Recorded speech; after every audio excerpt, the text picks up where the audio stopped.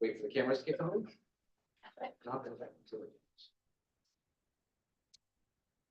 Good evening, everyone, and welcome to the Town of Scarborough March 20th workshop. This is a FEMA flood map workshop. Call this meeting to order.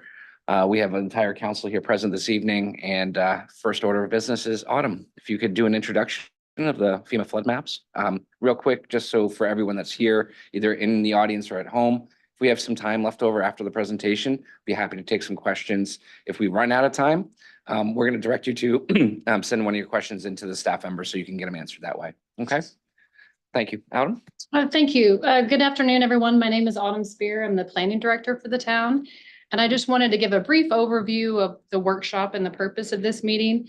So FEMA has put out new floodplain maps, and we, as part of the NFIP program, are required to adopt the new maps and adopt the new ordinance by June 20th. And it does have quite a bit of effect on some of our residents. And so we wanted to have this workshop to give this general overview and to provide an opportunity for residents to ask questions and to find out more information. I am very pleased to Sue Baker. She is the state NFIP coordinator, and she has agreed to join us. She will be presenting the majority of the presentation. And then Brian Longstaff, he is the zoning administrator and the floodplain administrator for the town of Scarborough. He will be part of the presentation as well. And so I'm happy that Sue's able to join us, and break it off to you. All right, thank you, Autumn. And you're gonna be the slide turner, right? I will be. Okay, so we're gonna be triple teaming you tonight. So I just want to give you some background on why the National Flood Insurance Program, or the NFIP, was created by Congress. There were four major goals in mind when they did that. To reduce the risk to improve property and loss of life during flooding events, reduce the amount of disaster assistance paid out for flooding events, make flood insurance available to those at risk, and require development standards for building and improving in areas prone to flooding, with the goal of breaking the cycle of having flood damage, putting it back the way it was, and then, repeating it over again.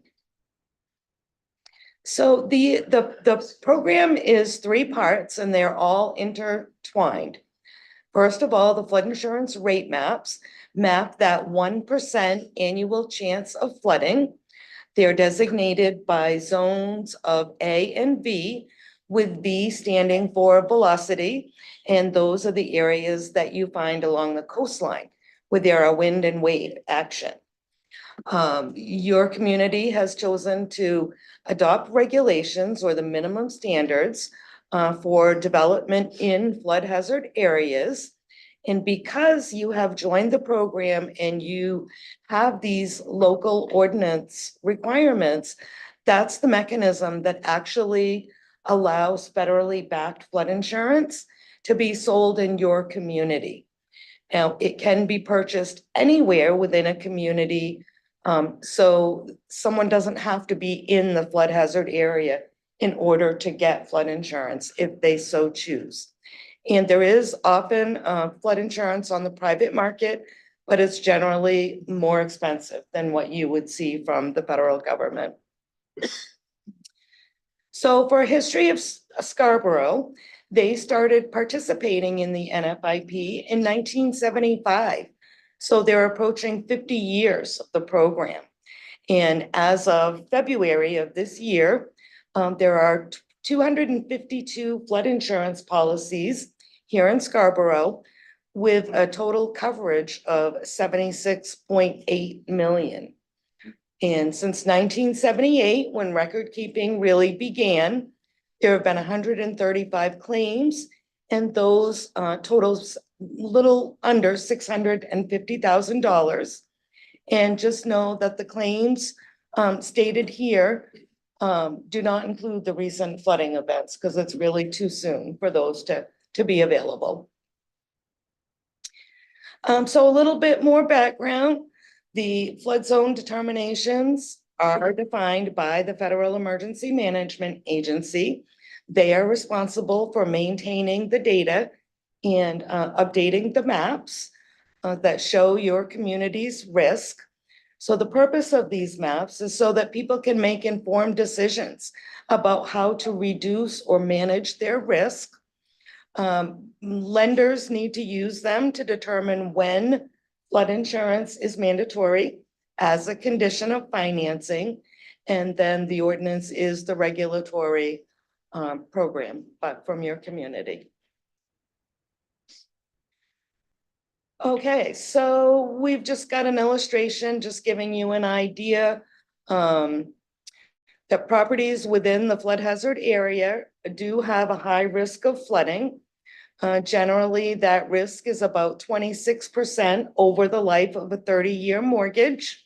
The flood maps include information about the zones and the base flood elevations. And the base flood elevation is the number on the map that shows how high floodwater is likely to be during that 1% annual chance event. I think that's you, Brian. It's me already? It is. Yeah, so this slide just tells us that the flood hazard information is shown on a variety of FEMA regulatory products. You can go to the FEMA Map Service Center, which you can see on the little illustration on the side. And they offer all of the different products that are out there, including the pending maps, the effective maps, LOMAs, or letters of map amendment. You can find it all at the Map Service Center. Why do maps change? See, this was the slide I was supposed to come in on. Oh, okay. Why do maps change? Well, obviously, we've been in the program for 50 years and we've had one set of maps, basically, for that entire time. So obviously, a lot of development has happened. Those areas that were flood prone have changed because of that amount of impervious surface and development. Flood sea level rise is another factor. So there's a lot of different factors that make it important to keep the maps updated. FEMA would update them more frequently, except it's a big project. We've been, what, a decade long in this recent? Too long. In this recent map change, and it's expensive. So this is our foray into the new maps. This is an illustration of our existing or current, and I may refer to them as old FEMA maps. These are our current old FEMA maps shown town-wide. And just for your for informational purposes, the blue cross-hatched areas are what we call unnumbered A zones. They don't have a base flood elevation attached to them. There was no flood study for them. People in those areas, if they go to do a project, they need to provide us with a base flood elevation that may require engineering, some modeling, some other ways of determining what that base flood elevation is. The green cross-hatched areas that you see are numbered A zones. They have a flood study and a base flood elevation attached to them. And those base flood elevations in Scarborough, I think, vary from a base flood of 7 up to a base flood of 13 or so. The red cross-hatched areas that you see are the velocity zones that Sue spoke of that are subject to wave run up and storm wind and storm action. So that's our current map, and Autumn's going to flip to what the new map looks like. So it looks a little scarier, although some of those velocity zones, the sort of light colored, what would you call it, color peach that are in the middle, that includes a lot of water. Not all of that is land, but you'll see the darker shades of blue sort of expand some of those flood zones. And a lot, if you look along the coast, you'll see a lot more velocity zones now have been mapped. And that's due to, you know, all of those factors that we talked about. Development, storm surge, all kinds of things, higher sea levels, better data, frankly. So these new maps, the big difference and the reason why you see some increased base flood elevations is that the technology has improved for these maps. They have better data, better mapping technologies, and as a result, those base flood elevations have increased in many areas, although there are a few areas that most of them were in those unnumbered A zones that now do have base flood elevations attached to them, and some of those have actually shrunk. So we do have some properties that will no longer be in a flood zone. So that's important to know. The required actions that we need to do, Autumn hit on it, Sue's hit on it. We need to adopt the new FEMA flood maps. We need to adopt an updated floodplain management ordinance. And we need to do all of that by June 20th. And then once we've done that and it's been approved and adopted and you folks have signed off on it, copies go to the state floodplain management program for their records. Affected properties. So we currently have 1,749 parcels in flood zones. We're going to add 679 parcels to that. We're also going to take away 105 parcels. Pending flood zone parcels now are going to total 2,323 parcels.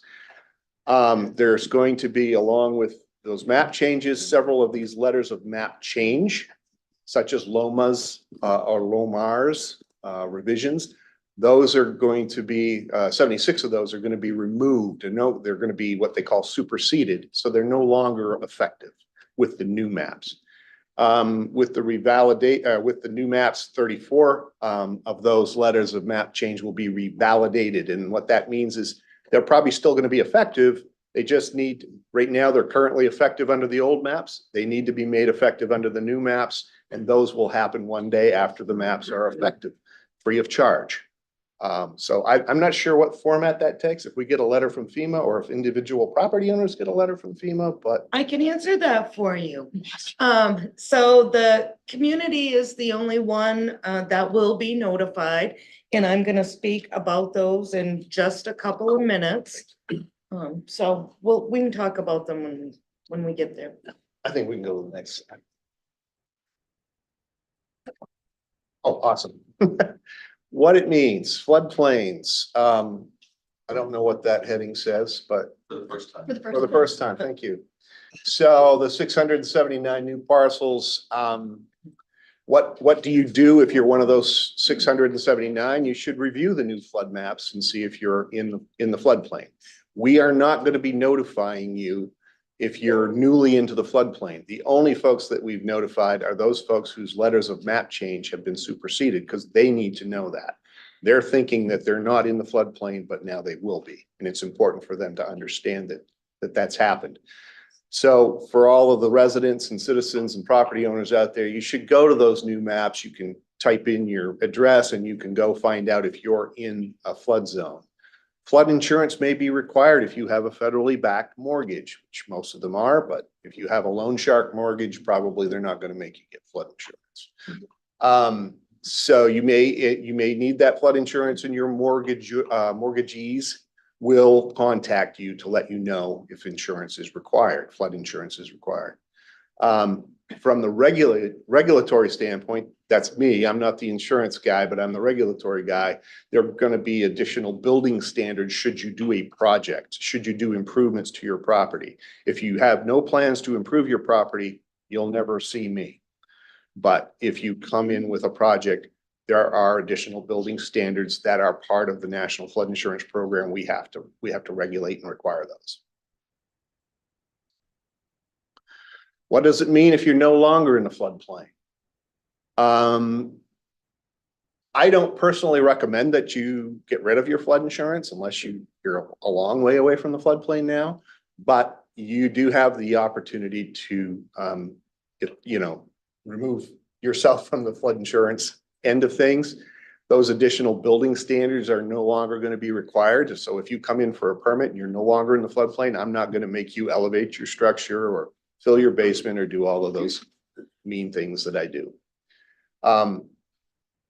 Generally, the policy holder is also eligible for a prorated refund, and that's maybe something you're going to hit on a little bit more, Sue. But I added that. I just wanted people to know that if they have a mortgage and their lender is no longer going to require flood insurance, then they would be eligible for a prorated refund for the rest of the year. So I added that. Okay, my turn again already. So Brian has mentioned Lomas and Lomars, both, and the community has received what's called a summary of map actions, or a SOMA list. I'm sorry for all the alphabet soup, so if I say something, let me know if you need to know. So most people secure letters of map amendment or revision to be able to get out of the flood hazard zone. And how that works is if the elevation of the ground next to the building is above the flood elevation, they can generally be removed from the LOMA process, which is the most common one. So that's why it's so important for people to know what if they're going back into that and they still have a mortgage. So I just want to run over the list.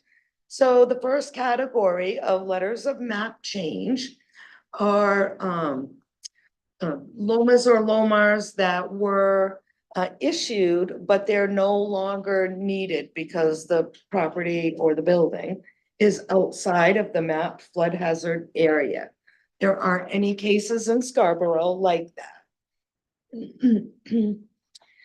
So the second category is our letters of map change that are still valid. But the area that's been removed is very small. It might only be a building. So they can't reflect that on the actual map because of scale. So there are a number that will be revalidated. And as to Brian alluded, FEMA will issue a revalidated letter the day after the maps go effective. And that can be downloaded by the community from the FEMA Map Service Center. Because it may come up for some of your, residents that may have financing. So often they'll need that, or their lender will need that, okay? Category 3 means it's been superseded. So the elevation around the building or on the parcel has been revised, and the flood elevation is now higher than it was to remove those. So there are 76 parcels that are affected in the community. And as we've stated already, the lender is probably going to come and request that you have federally backed insurance if you are in the MAP flood hazard area. And again, additional building standards will apply. Just to confirm, this is the group of property owners that we've communicated with Correct. directly. Yes, and I do believe, like Brian had told me earlier, that the community has reached out to all of those property owners already. And on the list from the slide before, it explains with a number why that the LOMAs or LOMARs have been superseded, and the vast majority of them are that the lowest adjacent grade is now below the flood elevation, or as a result of the new H&H modeling that was done along the shoreline. So most of them are all in that category. Okay. And there's no cases that sometimes FEMA doesn't have enough information to know which category that it belongs in, and we don't have any cases here like that. I'm gonna briefly touch on the changes in the model ordinance. It's been a while since the community last updated. So there are a few added definitions that need to go in there. We have removed the dates of FEMA forms because they do become outdated, so we did that. And then in Zone VE, which is the coastal high hazard area, we have removed language that would limit any breakaway enclosures to less than 300 square feet. And we did that because if someone wants a garage, that's really about the only way that you can do it, because you can't put a garage up on post piles or piers and think that you can drive into it. A couple of the other changes that FEMA came out with some new guidance in 2020 for accessory structures and agricultural structures. So the language reflects those changes. Okay. A few others, FEMA now requires that they designate somebody in the community as the floodplain administrator. here in Scarborough. I'm assuming that's Brian, since he does the permitting.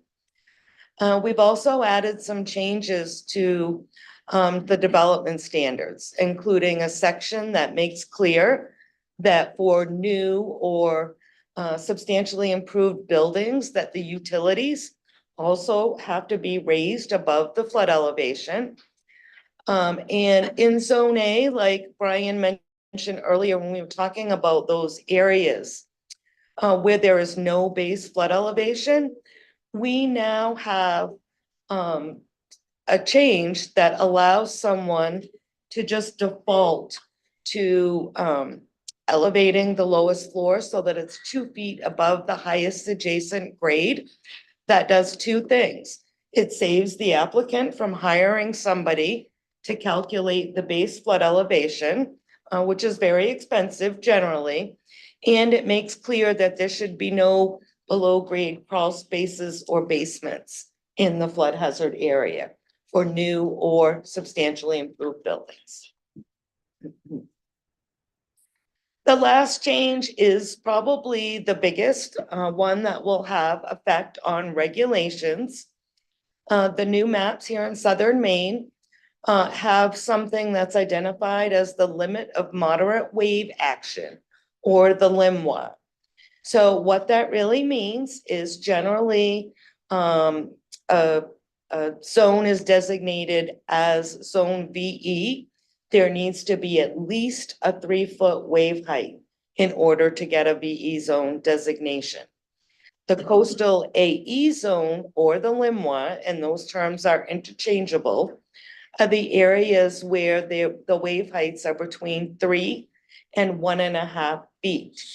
And the reason that FEMA decided to map these areas is because after all of the major hurricanes in the country, it's shown that if you build to the V zone standards, which is post piles, piers, columns, as opposed to having solid foundation walls, these areas will see a lot less damage. So that's probably the biggest thing, is there are now some of these coastal A zones. So any new construction in these areas or that improvement of 50% or more will require the building to be on an open foundation system or breakaway walls. Once you get beyond the 1.5, below the 1.5 foot wave height, that's just a regular zone AE. So I just wanted you to kind of know what that means. And I think it's I would just add to that, that last part of that bullet. Part of the reason is we are a Maine Uniform Building and Energy Code Right. community. State building code requires it, so we have to do that. We don't have a choice in that. right. And communities that don't adopt the state building code have a choice whether or not they want to do that. Okay. So that, excuse me, that wraps up the information part of the workshop, and this is just the timeline moving forward and how we meet that June 20th deadline. So the first reading of the ordinance is planned for April 3rd, and that's before this body. And then it will go to planning board for a public hearing on April 16th, and then come back to you all for your public hearing at council on May 1st. And then the plan is for second reading and adoption on May 15th with an effective date of June 20th. So that allows us a little bit of extra time to make sure that we meet those dates. There are also some resources, and I'll keep that up on the screen for a minute. These are also available on our website, and you can go to the What's Happening page. You can type in, search just FEMA. The news also has it. So there's quite a bit of information out there for you as well. Thank you, Autumn. Thank you, Brian. Thank you, Sue. Appreciate it. I'm going to turn this over to the council for any preliminary questions. Anybody have anything? Yes, Jean Marie. This is a theoretical question only, okay? So I don't think this is where we're heading, I hope. What happens if it's not adopted?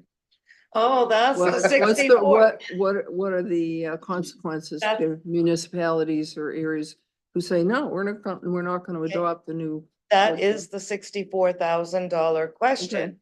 And the answer to it is that you have made an agreement that you're going to, administer and enforce regulations in the flood hazard area.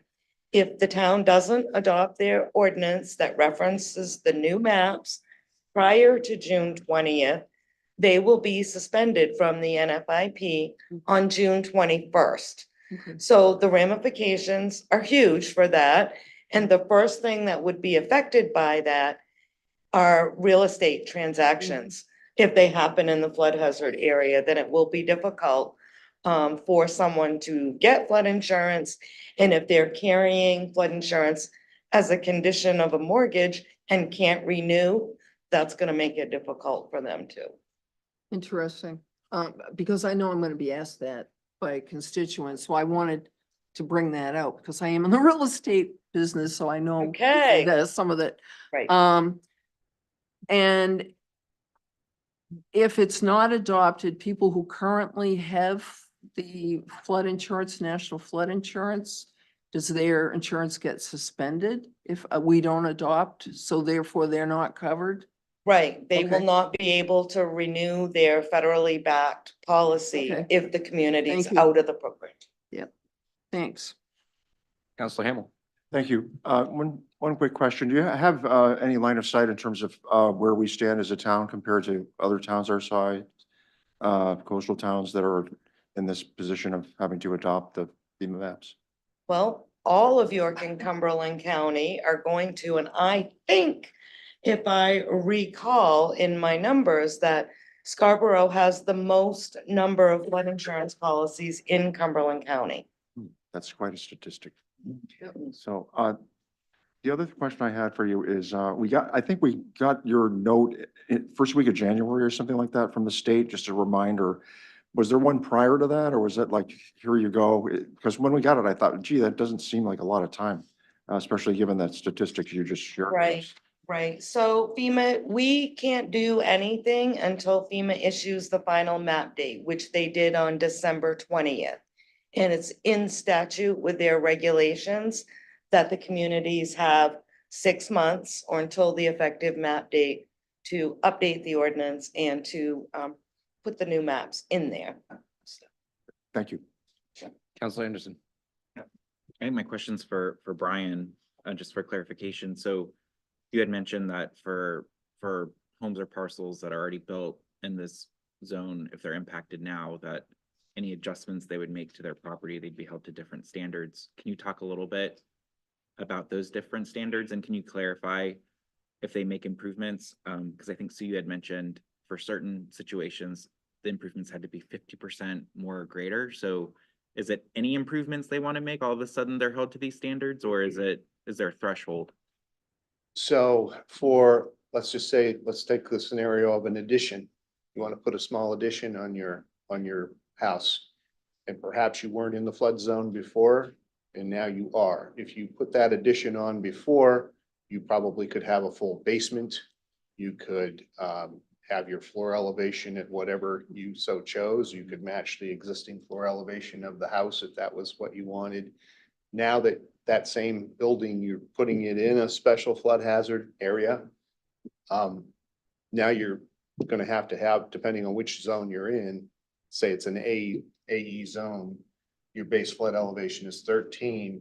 Now that additions floor has to be at 14. It has to be 1 foot above that base flood elevation, regardless of the height of your existing floor that you're trying to match up to. That's one standard. You can't have a full basement in a flood zone. You can have a crawl space, but the floor of the crawl space can be no lower than that lowest adjacent grade outside of that crawl space. So those are some of the standards. Your utilities have to be elevated, as Sue had mentioned. So it's not a ton, but there are those are the big ones. Other than that, your construction in an A zone can pretty much be the same as any other place. It's really about, when I went to flood training, they said the mantra is move them back, lift them up, right? So move them back, lift them up. And so that's really where most of the standards are involved in any kind of addition. Now, as far as the 50% thing, there's this thing called substantial damage, substantial improvement. And a lot of the residents are dealing with that right now. Substantial damage is when you suffer flood damage, or actually damage from any source. It could be fire, flood, whatever. But if you're in the floodplain, if the cost of repair of that damage equals or exceeds 50% of the market value of the structure, just the dwelling alone, not the property, the dwelling alone, then you have to bring the entire property up to current floodplain standards. So that could be substantial if you happen to be the unlucky person that was in an A zone and they're now in a V zone. Because now you've lost your solid foundation and you're putting the house on piers, post pilings. Same for substantial improvement. If you're going to do that addition that we spoke of, and you're remodeling your home with some things and changing things out, anything that requires a building permit, essentially. If the cost of those improvements equals or exceeds 50% of the current market value of that structure, same thing applies. You now have to make the entire structure, not just the addition, but the entire structure may have to be elevated. And maybe you're lucky enough that, you know, you're already there and that's fine. And some of those folks with the letters of map amendment that will be revalidated don't have to worry about those things because they're already taken care of. But those are some of the things that, you know, we have to do from the regulatory side. Thank you. Sparked a question, and I'm not expected any of you up here to know the answer, but maybe you do, so I'll ask anyways. Okay. It's related to the insurance aspect. Let's just say there's a fire and I lose 55% of my home, right? But I'm in a flood zone now. Does FEMA flood insurance cover, because it sounds to me like you're gonna make me rebuild the whole house and get it to comply with new flood standards, right? Does your typical insurance cover that, or does the FEMA flood insurance, because it's caused by a fire, I would think your personal Yeah. insurance, your Yeah, if homeowner it's- insurance, If right? it's caused by a fire, Right. then it would be homeowner's insurance, So is there advice to people out there that have homeowner insurance? Are there certain policies that you're aware of that they should be asking about having if they exist in a flood zone? Yeah, and I would think insurance agents should mention that to their clients if they're having their insurance with them. You know, they might want to look at that and review whether or not they have flood insurance and if they should, because honestly, you know, FEMA will grant a letter of map amendment and take a building out of the flood zone if the lowest adjacent grade to the building equal or exceeds the flood elevation. Sorry, I meant lower. So I can be this much higher from the flood elevation on the map and FEMA will remove me. But does that mean that I'm necessarily safe? I would say no.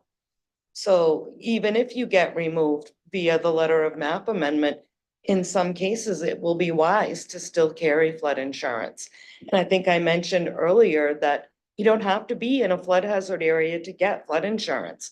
If you're just outside the magic line and there's still risk there, then it may be something people would want to consider.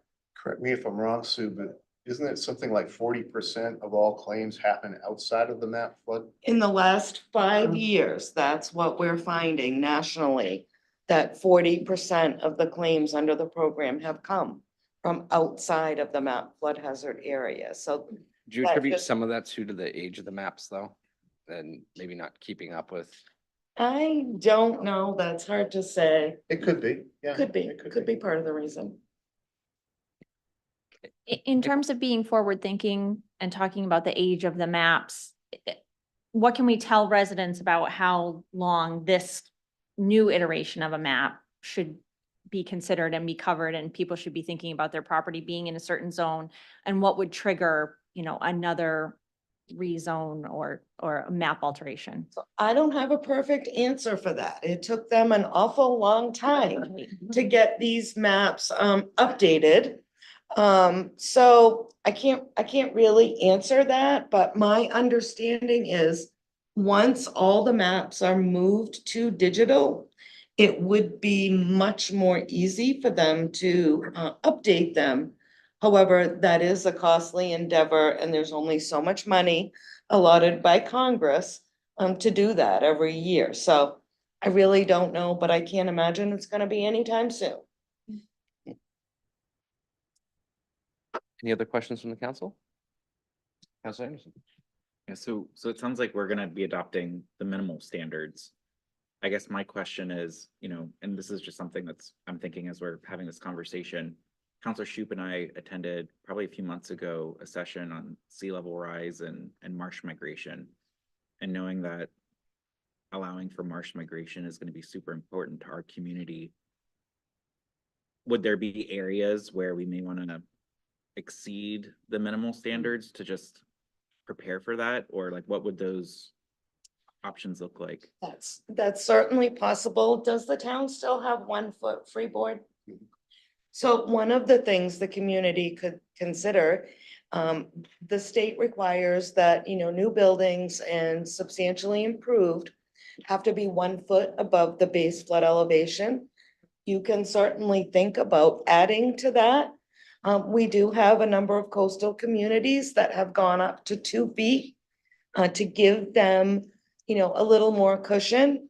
Because I just want to really make clear that sea level rise is not included in these maps. So they're basically a snapshot in time. So as sea level rises, possibly adding a little bit more freeboard is a way to help with that. That's easily done. I would just add to that, I think it was between 2010 and 12, there was a proposal to go to 3 feet. Mhm. That was shot down by the council. So, just a little history. Good to know. Next question? I have a follow-up question then. So if we alter our ordinance, how does that help the property owner? Well, based on what I heard you say, that if I'm in the zone, I'm required to have flood insurance. But if I'm not in the zone, that doesn't prevent me from getting flood insurance. Right. So we're adopting a minimum standard, which does not prohibit people from doing more if they like. So my question to you is, if we go above the minimum standard, are we essentially mandating that more people get flood insurance? The only time that people are required to have flood insurance is if they have a mortgage or some type of lending and the building that's in the flood zone is being used as collateral. So there's nobody that's gonna come along if you don't have a mortgage. There's nobody that's gonna come along and say you have to have flood insurance. Okay, so. That's gonna be a personal choice for the property owner. So I think that my colleague, Councilor Anderson, has raised probably a very good question. I just don't understand the benefit. And so I'm hoping that you could explain to me what the benefit would be of adding a foot of freeboard or doing anything else. You want me to do it? All right. Okay. So basically, that's just adding an additional safety factor. So instead of requiring people to have the lowest floor at 1 foot above, making it 2 feet gives them a little bit of cushion to account for potential future sea level rise. It also will give them a little better protection from that 1% annual chance. In the opinion of the town, is that, and I guess what I'm trying to get at here is the notion of sort of an informed consumer making their own choices about these things. About insurance, that's. Well, not only about insurance, but as we raise that, that gives them an extra measure of protection because we think they need it, as opposed to them adopting an extra measure of protection because they think they need it. And I think that is a significant difference. So to me, the adopting the minimum standard strikes me as being about all of us. And that when we start tinkering with those standards, then it sounds a little to me like we're sort of, being mother town. And again, if somebody could tell me there was a clear benefit to the community to raise that standard, I'd say let's raise it. But I'm also very mindful about making sure that people have as much freedom to choose to protect themselves in any way they want to. So. we didn't want to go into it, but are some other benefits to that that could be considered if we chose to be in the CRS, which is a community rating system. You get additional points if you elevate more than the minimum standard. That's a whole nother discussion. And I'm not gonna, I just want to mention that there are some other benefits, maybe not enough to outweigh your point. Right. But that 3 foot of rise doesn't pertain to those folks that want to purchase flood insurance that are not in a map flood zone. They don't have to meet any of the regulatory requirements. Gotcha. Thank you. Counselor Shu. Following up on that, are there other county or other towns in Cumberland County or York County that are going beyond the minimum standards? Or is everyone pretty much just adopting the minimum standards? There are some coastal communities that have adopted 2 feet. Coastal Damascotta has gone up to 3 feet. And although they're not a coastal community, it was one of the Berwicks, I can't remember, but there are other communities that have 2 feet. Off the top of my head, I can't, tell you exactly who they are, but there are a number of them that are doing that. Thank you. Could I ask just a further follow-up? I just want to make sure I'm clear. So if we choose to have standards beyond the minimum, does that have the effect of having additional properties included or required to do things it wouldn't have to do otherwise? No. So what it means is that in the event they had to elevate, we're adding another foot. So it's a kind of an incremental cost as Exactly. opposed to, Yeah, it doesn't add any additional Okay. problem. But any new standard we adopted would apply to new construction Or additions, correct? or additions. And my question is, if we adopted new standards, again, I'm thinking like the real estate person is, how the mortgage people gonna look at it? And is it gonna affect insurance and or? It would Mortgage. definitely affect your insurance. Yeah, Under Risk rate 2.0, you're definitely going to get some additional funds for Right. elevating beyond the minimum. Right, but if you have an ordinance that says you must, That's a benefit.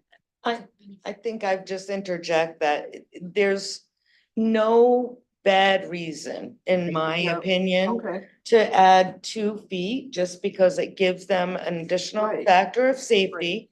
And if they're building a new building or they do an improvement, they're gonna need an elevation certificate. no, And if they are a properly elevated building, that should help the insurance rate. And I'm not an agent, so I don't know how much. But it would certainly help. And I just think my concern, hearing this conversation, is what you said in your closing to my question, which was, it doesn't include sea level rise. It's a snapshot in time. And so again, I would be very interested to hear from residents as we work through this. Minimum standards for 1 foot, or would they like that extra protection?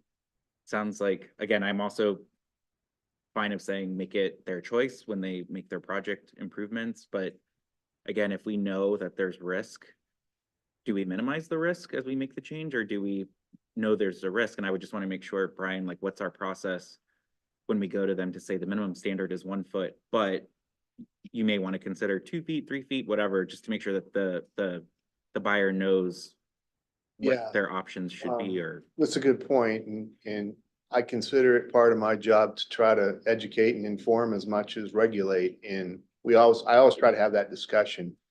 Oddly enough, I'd say in almost 11 years of issuing floodplain permits, I've maybe seen 2 or 3 of those go beyond the 1 foot minimum that they need to. And usually not by more than a half a foot, maybe, or maybe another foot voluntarily. So I mean, there's added cost, to elevate higher. So it's not like without impact to the project, but I do try to inform and let people know they have that ability. Some have actually, in order to create parking under their structure, which, it's a great way to use a small lot.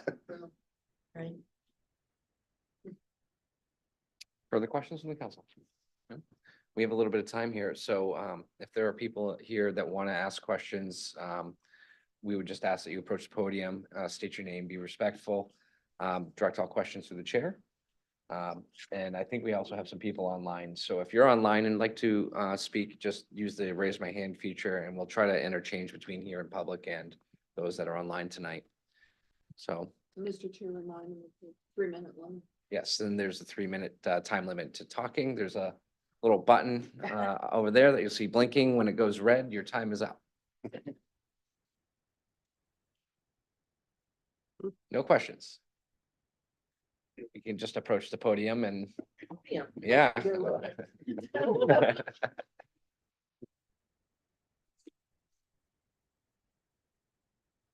So Lisa Westberg, we live and have lived for 25 years in Old Millbrook. And so we are one of those 76 properties that had a letter of map amendment. We spent quite a bit of time and money on it, and we got the letter saying that it had been superseded.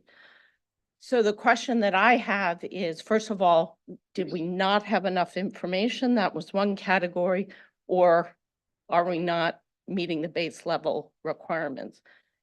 Can we go and find out more about it? And then second, is there a process or will there be a process to try for another letter of map amendment? Those are the two questions. Good questions. Thank you. Can I go now?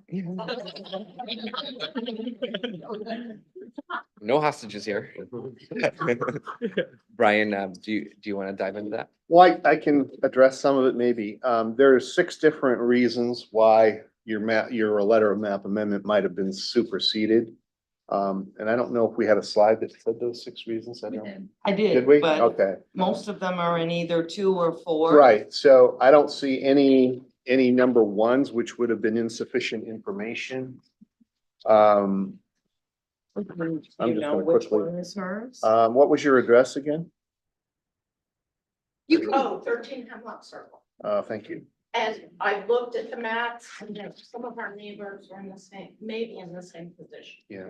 So I think maybe one of the better ways to handle this is because I'll deal with it specific. offline. Yeah. Yep. If you have questions like this, how do you get in contact? Who do you contact from the town?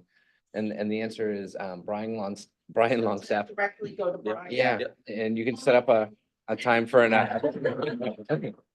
And the only thing that I will add to that is it's gonna depend on why it was superseded. Yeah, that makes sense. Whether or not the opportunity to potentially get another one is there or not. So Okay. Brian knows a lot about that, so you're in good hands. Can you answer the general question? There is a process to, yeah. There is a process to go ahead and have it reconsidered or, There is. I want to be careful about stating that because if you've been superseded, there's probably, again, there's good reason why. So you may not have an opportunity to do another letter of map amendment if the one you had is already superseded.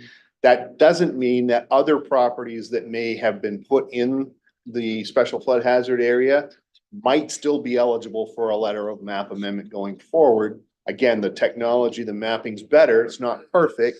So you may have some elevations on your property that would take you out, but you have to go through that process and it usually requires a surveyor or perhaps an engineer to help you with that application. But chances are, if you've been superseded, unless they've made a mistake, again, possible. Right. We've already discovered one, We we have. think. But again, it's 1 out of 76 isn't too bad. So, but yeah, I just want to be cautious about saying, yeah, there's still I had somebody call and say, if I'm in the floodplain, I'm gonna fight it. I don't necessarily think you can. So it's just, you gotta be cautious. sure. Thank you. Liam, do you have anyone online with a hand up? Did you have a question, sir?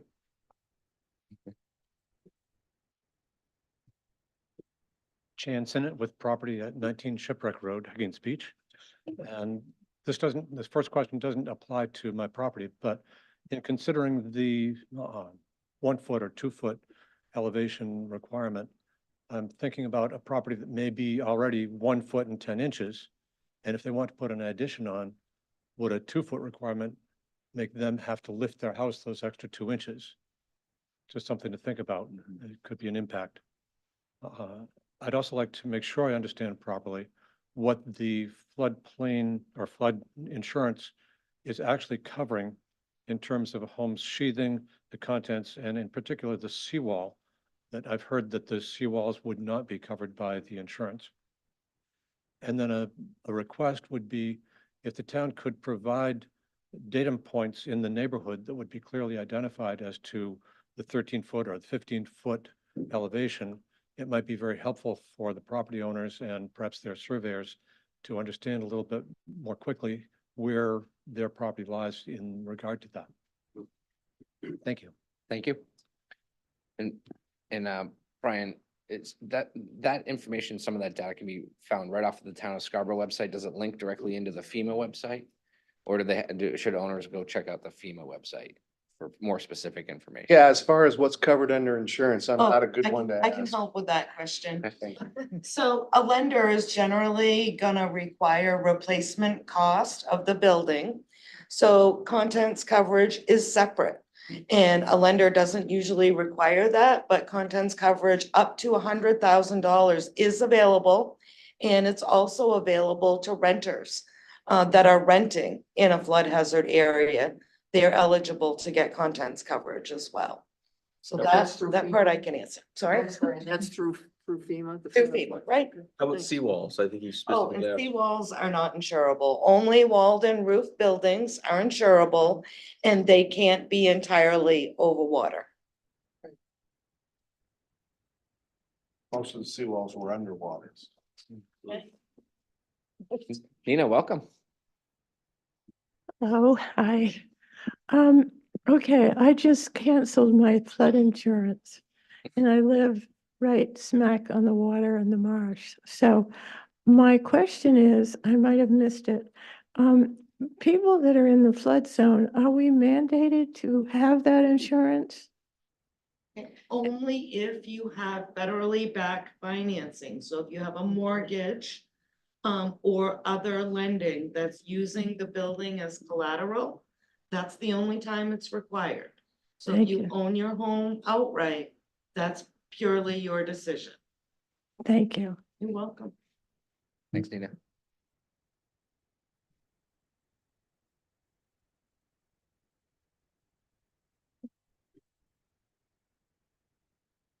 Hi, Jacob Roachford. I'm on Rose Hill Way and I have a Loma from 2020. Just wanted to confirm, I thought I heard it earlier, but it was a little bit late joining. The town has already communicated to all the properties affected with superseded Loma, correct? Correct, Okay, and that would have come from the town, not from FEMA. correct. Easy question. Thank you. Thank you.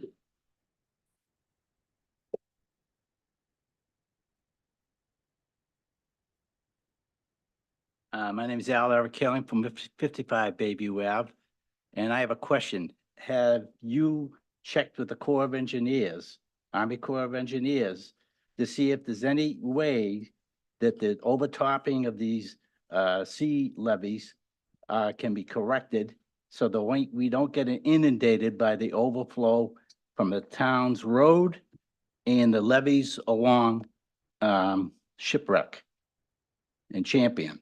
That's where most of our problem was. The water was flowing down. I have photos showing the gaps overflowing. The town seawall for the roads are intact and keeping the water back. But I can show you rivers coming from those breaks in the seawall. And I think those things should be addressed before you start making people go through a lot of expense to improve their properties. My house is supposed to be in the flood, okay? But it didn't get touched by the water. But now if I go to Brian, I've been to Brian, how many years ago? To do the improvement, Too many to count. too many times, right? Yeah. And the EPA won't give me an answer. They didn't come out over a year to look at my property to say, yeah, you can go do it. Okay? So where am I? I have to go by the new regulations when I should have had my improvement 2 years ago? I don't think so. Okay, I think you ought to consult with the Army Corps of Engineers and see what can be done. They can put in jetties that will retain the sand on Higgins Beach. They also can improve the seawalls and make people mandated like it is in the FEMA regulations to keep the seawalls intact. So there's no overtopping, and that's what we're getting. Overtopping causing flooding to the backlands of Higgins Beach. That's all. Thank you. Any questions, comments? from the public? No? All right. With that, I want to say thank you to Sue, Brian, and Autumn for all being here. It was very helpful. I think when we do this again in 50 years, maybe an insurance agent would also be helpful. But thank you again for your time and the information, and for anyone at home watching, anyone in the crowd. As you saw the time frame, we have a couple more hearings to go, 5 more by my count. Opportunities to learn more if you have questions. Of course, the town staff is always accommodating, so you can always call a zoning administrator, Brian Longstaff, set up an appointment to talk to him about maybe a specific issue you have. He's more than happy to help. All right, thank you all. We're gonna adjourn until our 7 PM regular council. Yeah.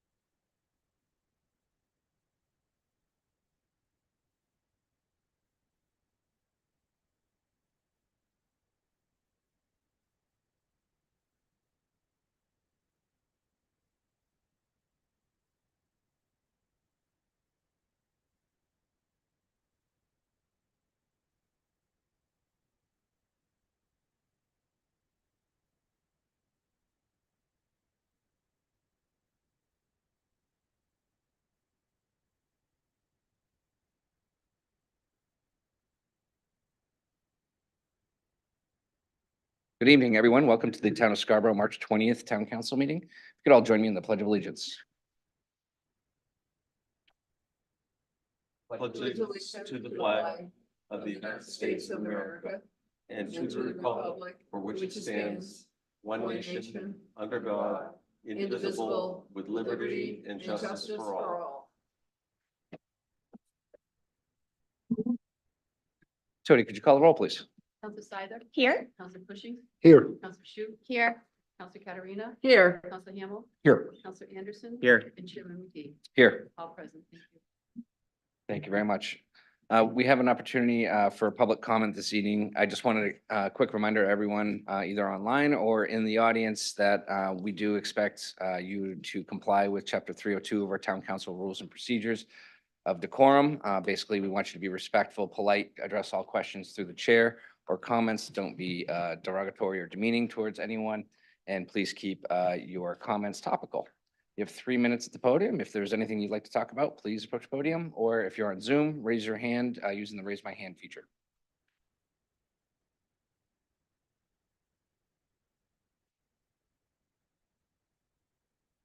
Welcome, Ms. Erickson. Hi, good evening. My name's Mo Erickson. I live down in Pine Point.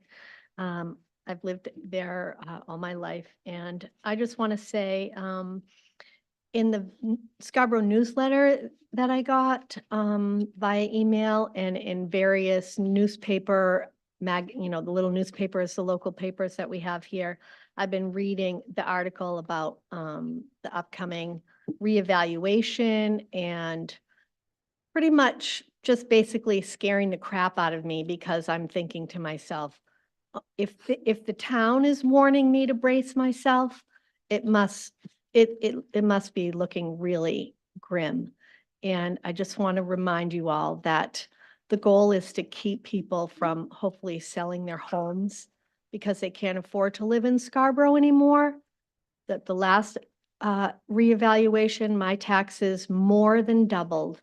And at a certain point, you can't save any more money because it's going all to your taxes.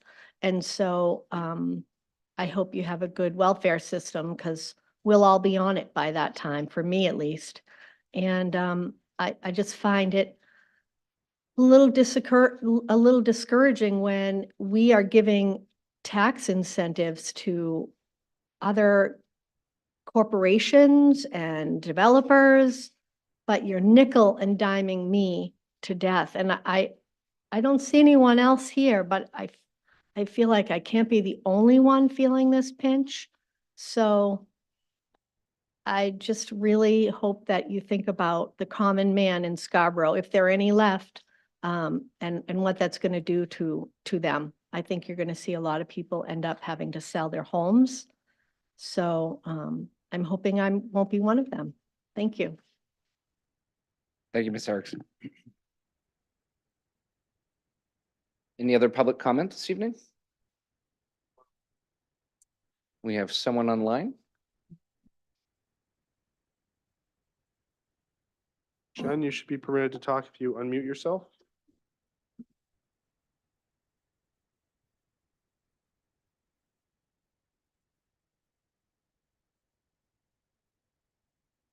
Hey, Jen, can you hear us?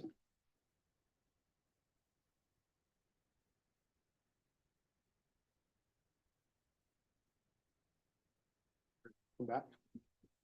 I think this is the only public comment we have left, so Jen, perhaps if you can figure it out, maybe if you wanted to shoot us an email, that would be if we can't get you in here. All right. Anyone else for public comment? All right, seeing none, I'm going to close public comment. Next item is the minutes from March 6, 2024. Is there a motion? So moved. Second. Any discussion? All in favor? Show that is unanimous. Thank you. Any adjustments to the agenda this evening?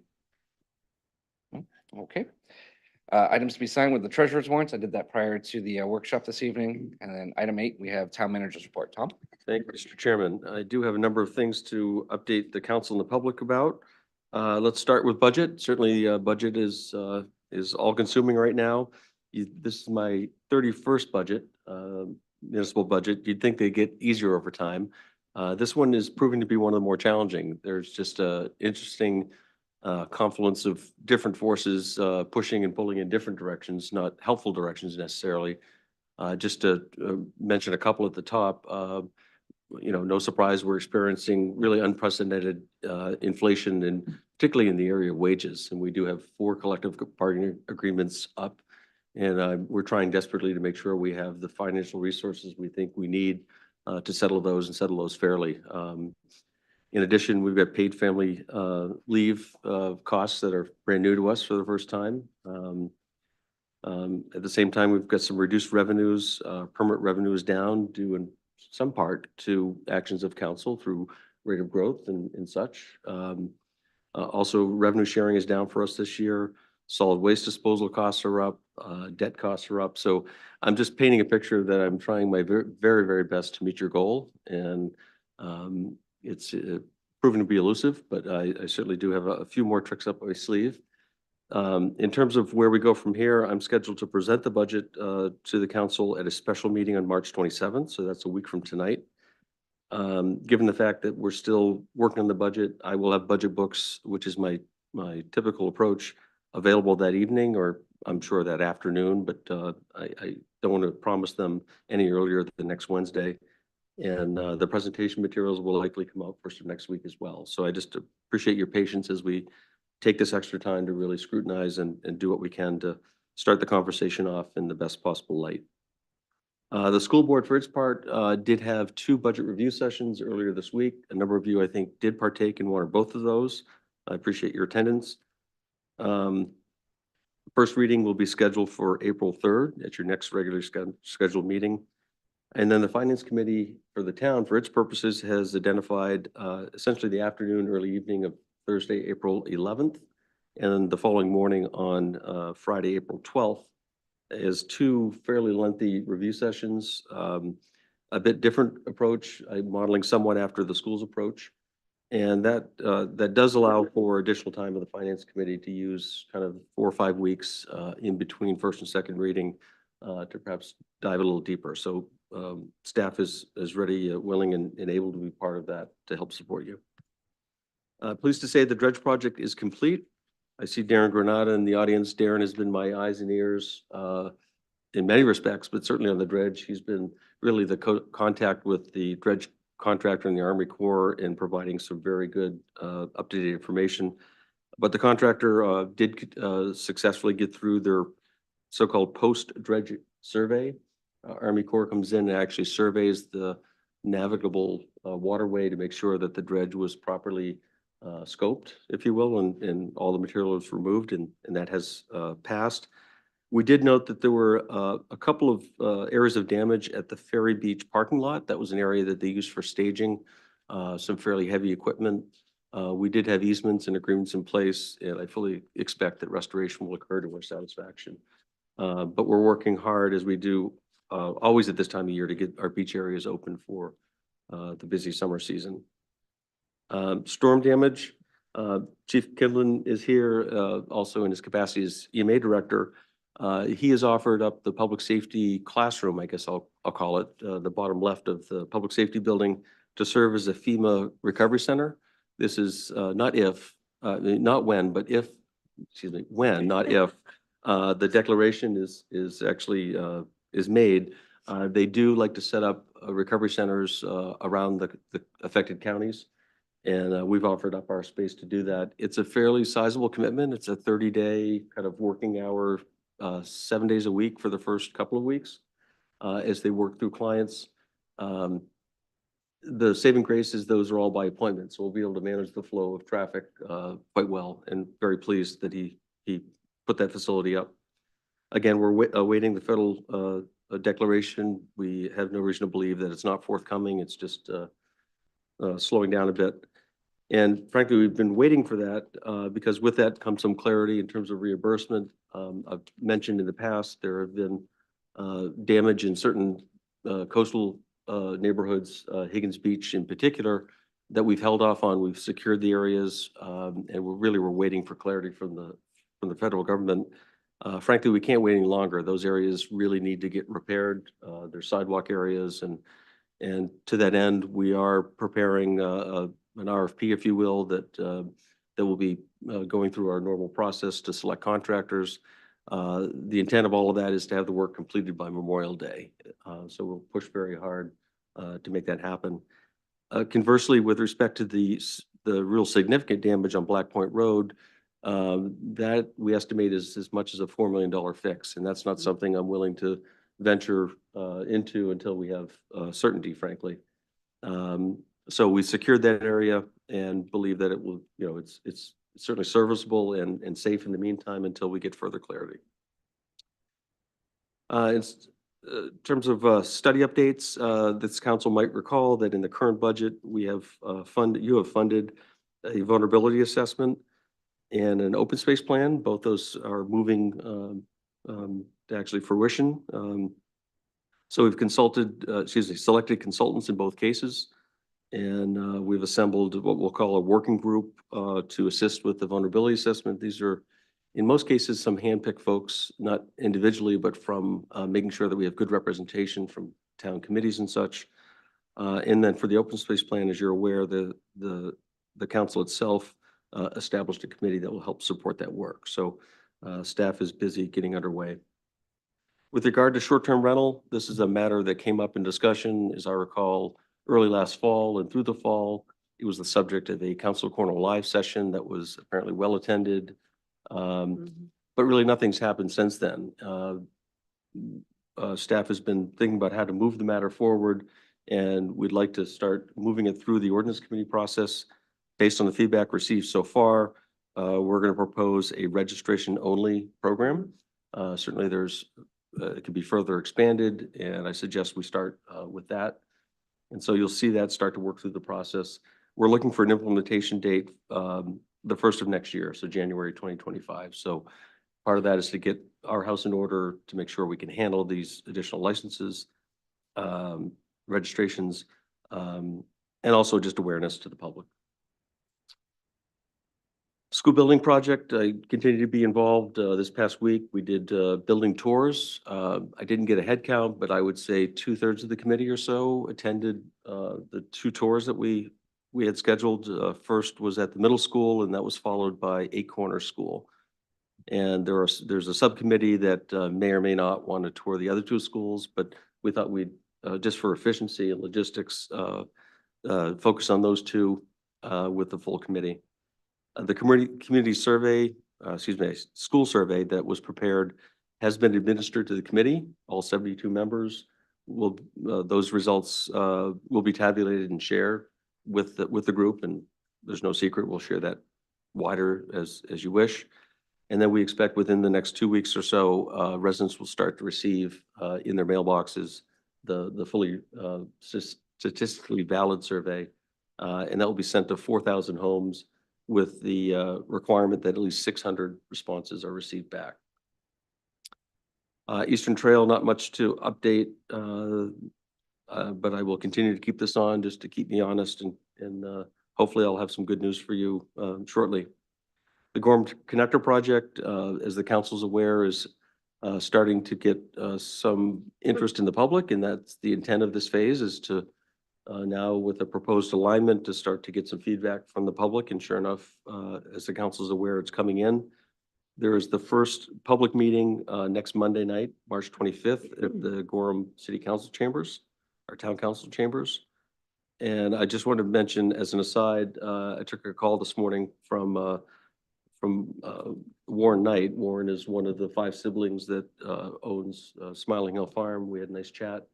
They are clearly very interested, very concerned. I think I can characterize that, and have promised to be an active part in this process, which I strongly encouraged him to. Alger Hall, I've updated you in the past. I was seeking a win-win-win. I did schedule a tour of the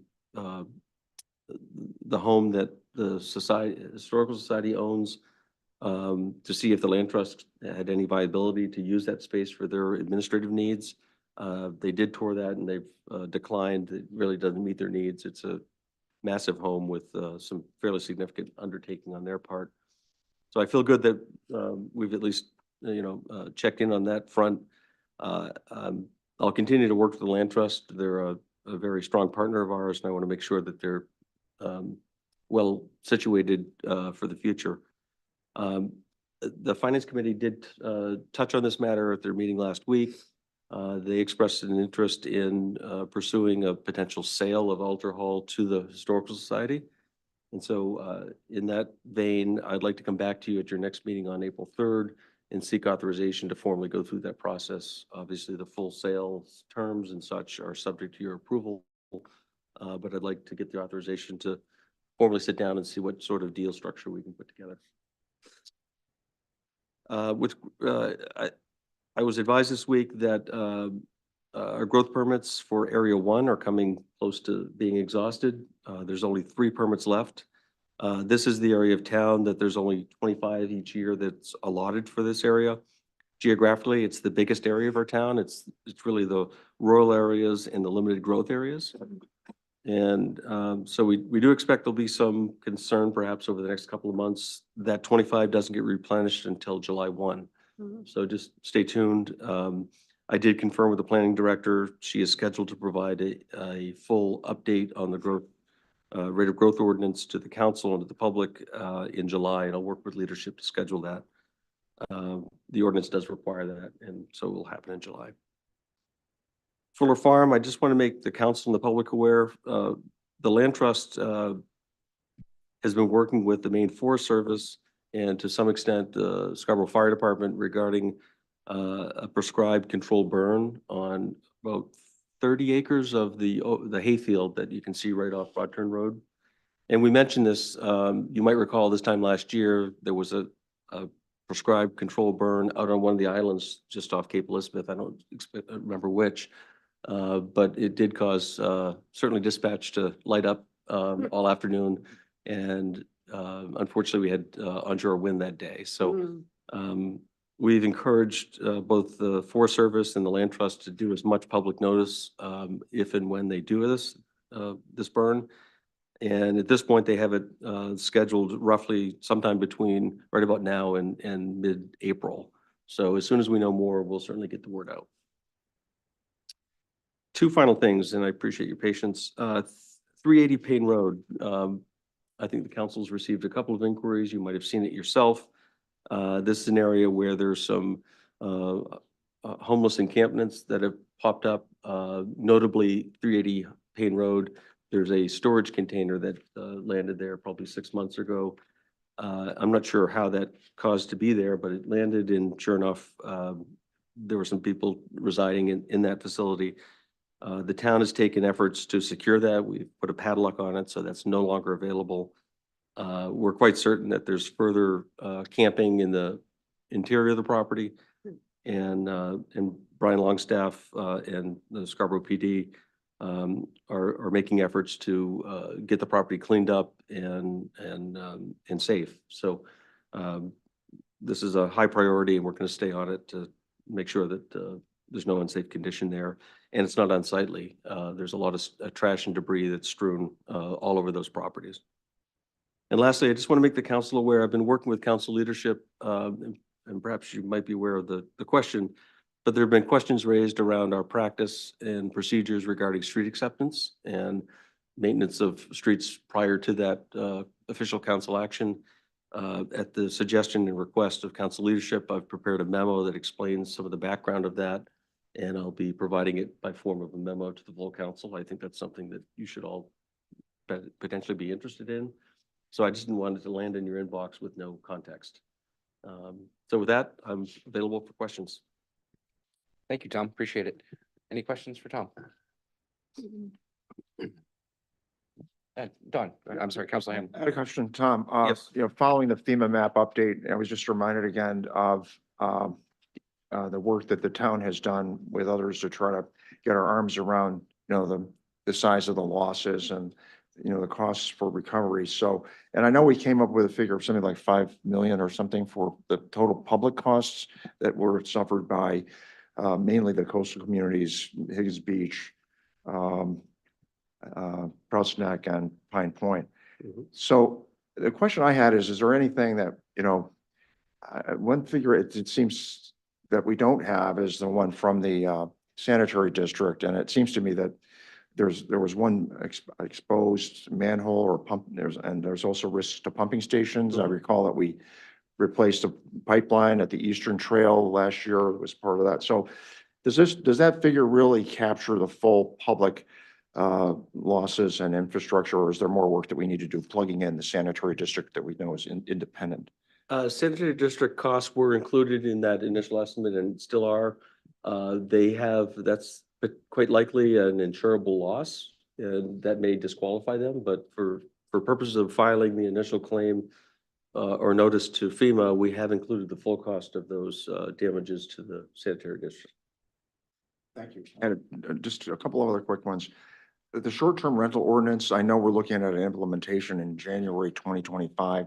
That seems like a long way off. I know we have a packed agenda this year and a lot of other things that are intervening to make our lives challenging, but what's the reasoning for that? Yeah, we do have a new software system. You were kind enough to fund that through the planning department. That software system will be ideal to help manage a system like this. We're onboarding that early summer, and there's a fair amount of data conversion. So I think we're giving us a bit of time to be administratively ready to handle. Now, I think there's 350 or so short-term rentals, so it's not an inordinate number. We can probably do it a manual way if we had to, but our thought was let's start off fresh with a new system. And also just awareness to the public. We did have a pretty good attendance at some past conversations, but undoubtedly there's hundreds more that don't even know we're talking about it. So we thought we'd start slow, and that's where that came from. Okay, thanks, Tom. Mhm. One final thing is I believe we have this coming up soon, visiting our vulnerability assessment and resiliency planning. And it does seem to me that I've seen some examples of other groups in certain neighborhoods that I've already conducted these, and they seem very robust, number one, and very detailed.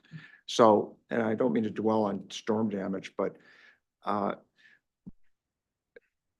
is there any way for us to make this a higher priority? I know we've selected a consultant and the working group is being assembled, but is there any way we can just revisit the timing on that, or do you have any idea of what expectations we can set for the public? I think staff's expectation was that work would continue through this year. Frankly, this time next year, we expect we'd have the results, the natural outgrowth of that once we know what's vulnerable.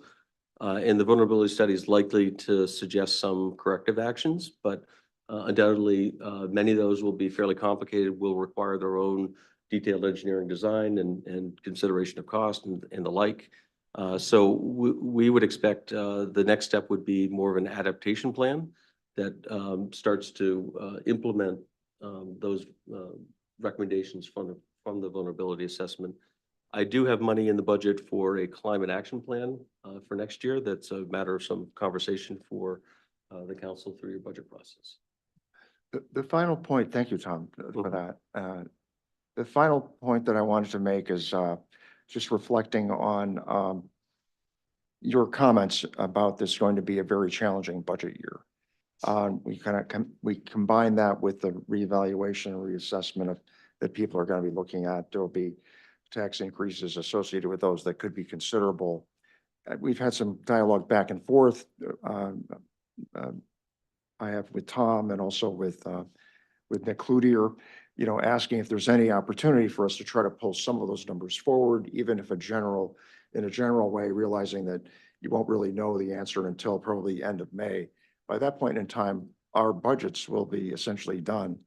And I sat through the school budget on Monday evening, and they're looking at close to a 5% net budget increase.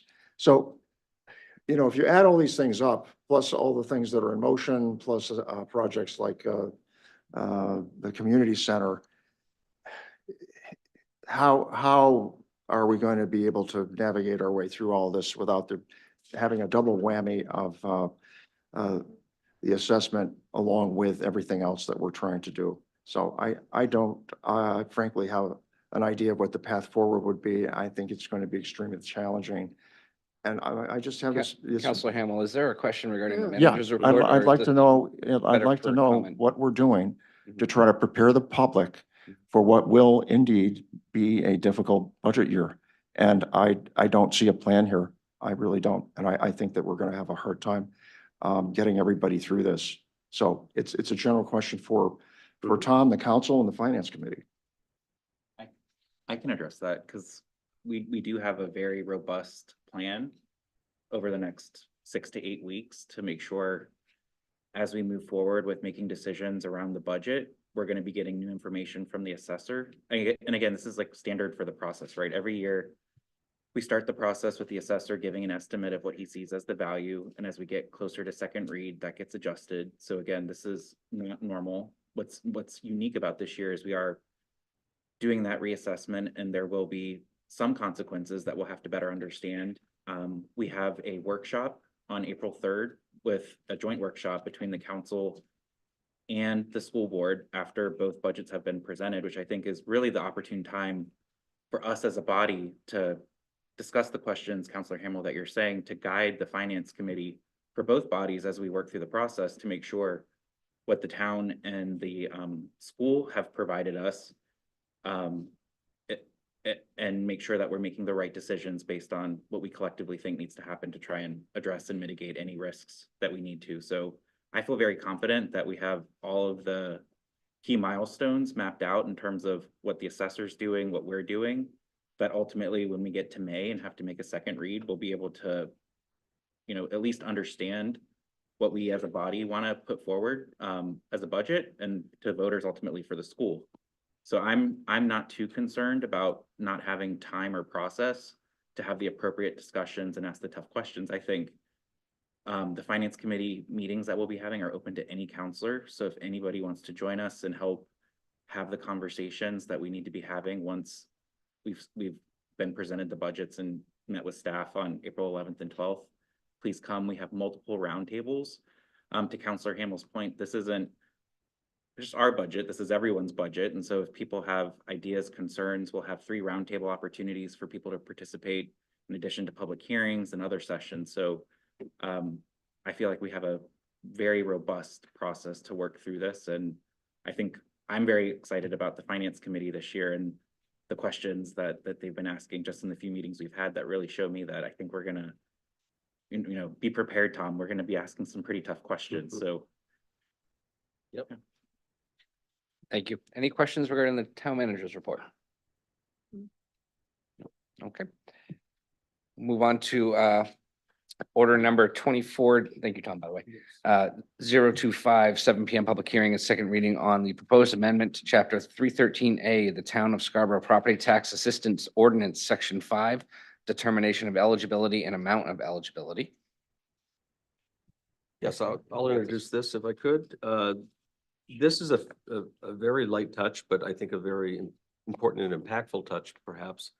But really with the revelation of the state's program, ill-fated kind of one-year program going away, a number of our residents, some 1,800 or so, benefited from that program. And they are going to be uniquely touched by a combination of factors with the reval. One thought I had was to help shoulder some of that burden on at least a portion of that, probably a third of those folks, would be to increase the rebate allowable under our locally administered and funded program. And that would be to raise it from $750 to $1,000. And that was done in part because the average benefit under the state senior program that was suspended was about $225. And so we're trying to match that up to plug that hole, if you will. Admittedly, that will not potentially reach all of those folks, but I think it's a meaningful action, and I do have monies in the proposed budget to fund that fully. Thank you, Tom.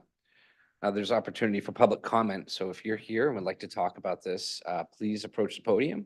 Keep in mind the 3-minute time limit and the rules of decorum. Anyone in line, Liam? All right. Seeing no one, I'll close public comment. Is there a motion? So moved. Second? Get a motion, a section discussion. Mr. Chair, I'd like to amend put Council- forward an amendment. Counselor. I would like to amend section 3, part C, federal adjusted gross income of the applicant plus that of any other adult members of the applicant's household does not exceed 50,000. I'd like to strike 50,000 and change that to 60,000. I was involved with this at the very beginning, back in 2015. Hold on, can Oh, we- sorry.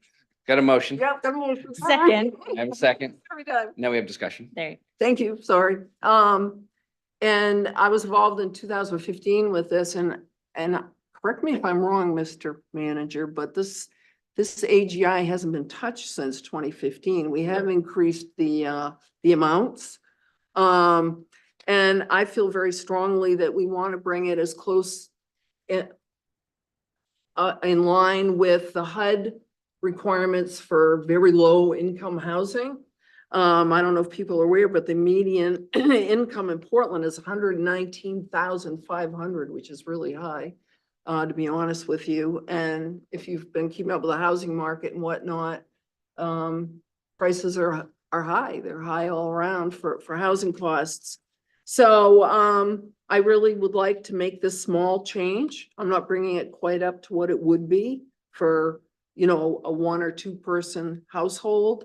It is in line with what a 4-person household under what's like very low, like minimum, low, like, so anyway, that's my point. So I want to bring it from 50 to 60, and I'm hoping that the council will support that. And I do understand, I've talked to the manager, we've tried to do some, you know, fiscal note stuff and whatever, but it's hard to do. But I've talked to Mr. Cloutier, Nick Cloutier, the assessor. He's, you know, he's good. He's very good at what he does. And he said, well, there's no fiscal note, but yet he gets it. So and please, I'm not saying he supports it at all. Don't read between those lines. But let's do it. That's it. Any other discussion on the amendment? Counselor Cushing? Do we have any data on what the financial impact of that is going to be?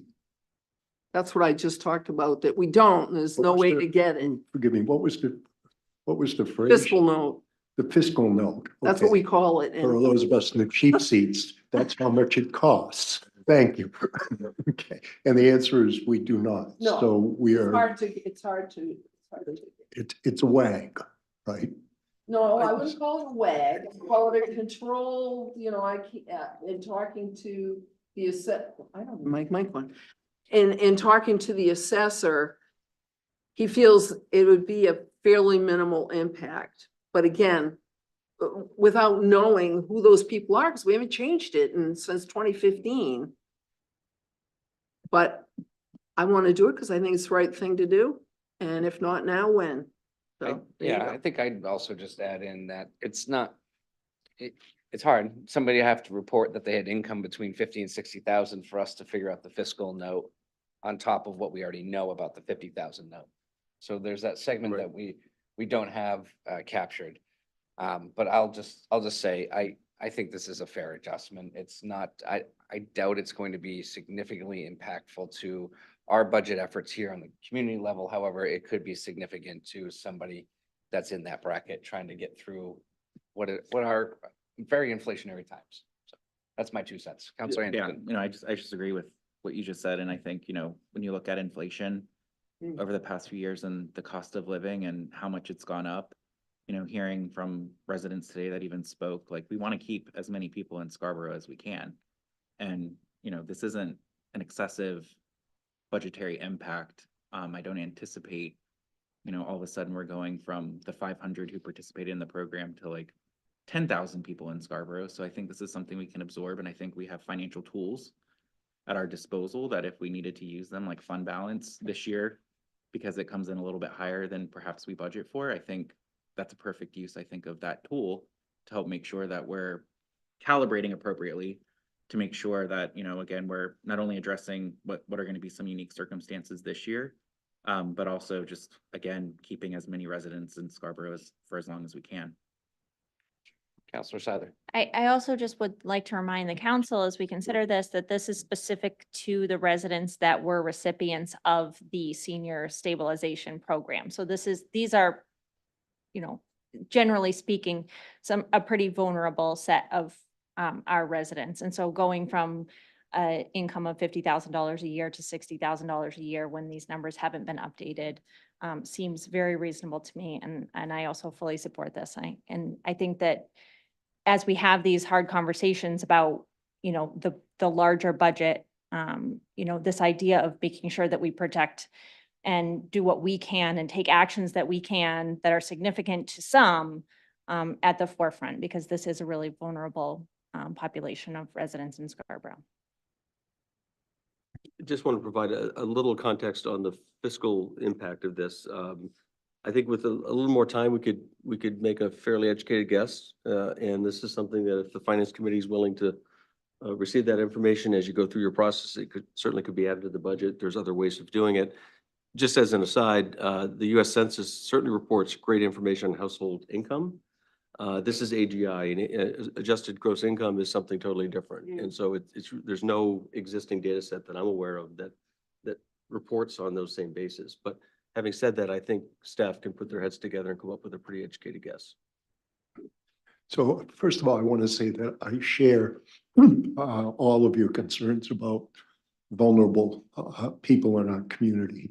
At the same time, I think as a general practice, whenever possible, we should be understanding before we vote on stuff, what the financial impact is. And I think in this particular climate, where we've heard residents talk about the impact on them, I think it would be bad form to give the impression that we're just saying, oh, okay, let's do this. So what I would suggest is this is the second reading, is that correct? And so I don't see any problem with amending it at the third reading. And, or no, you can't do that. No third reading. So not a third reading, the vote. Can you, That's tonight. this is the final vote. Okay, well, then I guess we're left without much choice, which. Well, the other option would be to table until next meeting. No, let's just do it. I generally agree. I think I've made my point, and I will vote for it. But it would be my preference to, when things have a financial impact that we can anticipate. I think that's generally the case, and we have an obligation to taxpayers to do that. So. Point taken. Thank you. Counselor Hamel. Thank you.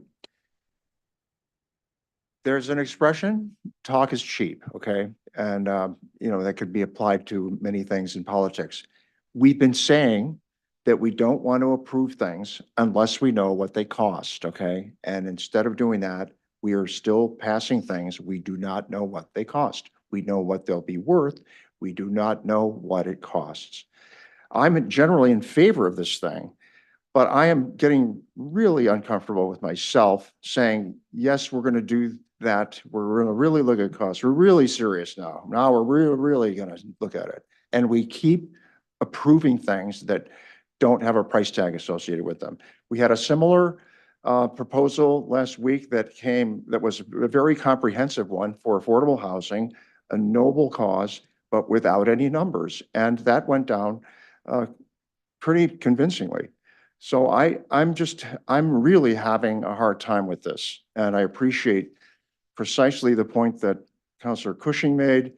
And, you know, we have got to stop. We've got to stop doing this. Thank you, Counselor Hamel. Counselor Katarina. I do not want it to look like I didn't try to get numbers on this, okay? It's very hard to get those numbers. Karen Martin looked at things, Nick Cloutier looked at things. But you know me, it's the right thing to do. It's not going to cost a lot of money. And it's the right thing to do for the population who needs it the most. So this is why I'm bringing it forward. But I did want to make sure we're all clear that I'm not bringing it forward without having done my homework on what a potential cost would have been. So that's all. Thank you. Thank you, Counselor Katarina. Any more discussion regarding the amendment? Okay, I'm going to close discussion on the amendment and call the vote for the amendment. All in favor of the amendment? All opposed? Show that as 6-1. So now we're back to the main motion and discussion for the motion as amended to 60,000. Discussion on that. Counselor Shu. Sure. So first I want to reiterate my comments from last meeting and thank Tom Hall for making this quick change and bringing it to the Finance Committee. I think this was a great response to losing that state funding. And just to speak to the amendment that we just made, I mean, I understand we don't have specific numbers, but for me, we talk about priorities, and my priority at this exact moment and in this vote is to protect, as April said, the vulnerable residents of Scarborough. And I think by the time we meet, by the time we reach the budget time, we'll have a better understanding of how that's going to impact the budget, and I think adjust accordingly. Thank you, Counselor Shu. Any other discussion on the motion? Seeing none, I'll call the vote. All in favor? Opposed? Sure that is 6-1. Thank you. We're on to new business. Order number 24-027, first reading and schedule a public hearing and second reading on the proposed amendments to Chapter 311, the Town of Scarborough Schedule of License, Permit, and Application Fees. Tom or Tody, who wants this one? Tody? Thank you. Back in January, I sent an email to all departments asking if they wanted to look at their schedule of fees to see if they wanted anything amended. We did receive 3. One was the, in Chapter 601, the traffic ordinance under towing, I received a memo and a recommendation from Lieutenant Bond, which is included in your packet. The second one was Chapter 1401. This has been a discussion that staff has had with regards to the annual waiting list for moorings. I believe that the Coastal Waters also had a discussion about a year ago on this. But we felt that it was time to move this forward. It helps with staff's time to process the paperwork, keeping the applicants accountable for remaining on the mooring list. Then the last one is the miscellaneous fees. We found in the last few years, applicants have not been in returning their applications in a timely manner, and we have no mechanism to implement a fine or a late fee. So staff is asking that any applications that are late, renewal applications that are late past the 30 days, we ask that it's half the application fee. If it's beyond 30 days, we ask that they be the application fee. So they would pay their regular application fee, and then they would have to pay a late fee of it again if it's over 30 days. And this is also to cover costs of certified mails, any other mailings that are, and to hold the applicant accountable to be on time. Thank you, Tody. We do have an opportunity for public comment on this item. If you're interested in speaking, please approach the podium, or if you're on Zoom, please use the raise my hand feature.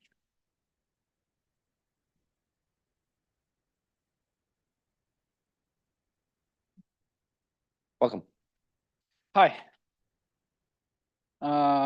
Good evening. My name's Liam Erickson. I live at 288 Pine Point Road. $35 a year to be on the mooring list. Seriously? Firstly, I think this is a terrible idea. But of course, that's just my opinion, so I won't dilly-dally with that. Because it's clear to me that the town manager and the council do not care about the personal opinions of members of my community. To my real concern, as I understand it, this idea of the $35 fee to remain on the mooring list was introduced by a town hall staff member. Now it is here before the council. What about the Coastal Waters and Harbors Committee? That's a committee that I'm a member of. I know it was just said that it was discussed a year ago, but I do not recall that.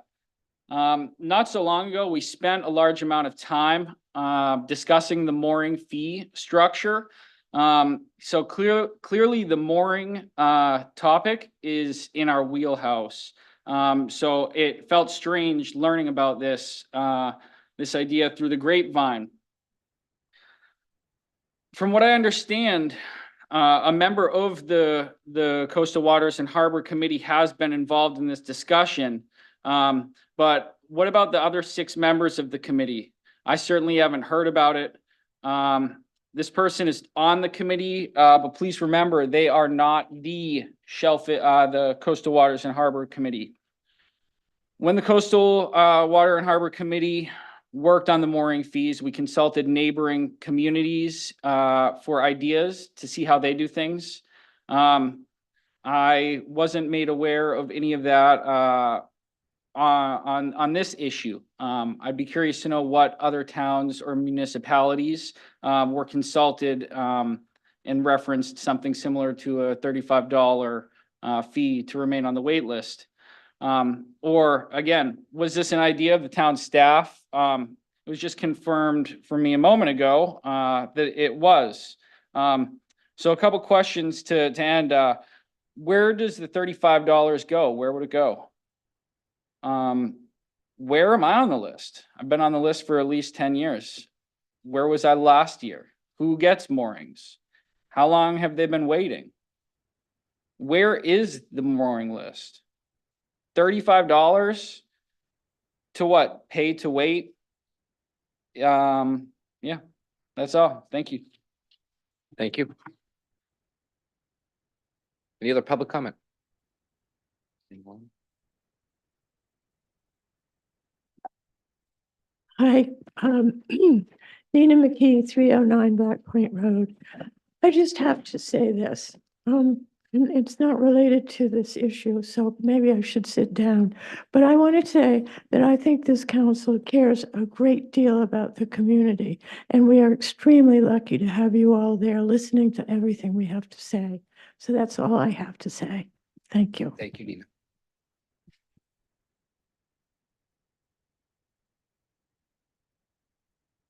Hi, my name's Mo Erickson, and I'm just gonna say a $35 potential fee to be on a wait list is classic nickel and diming the American public. My God, please don't do anything so foolish. Thank you. Thank you.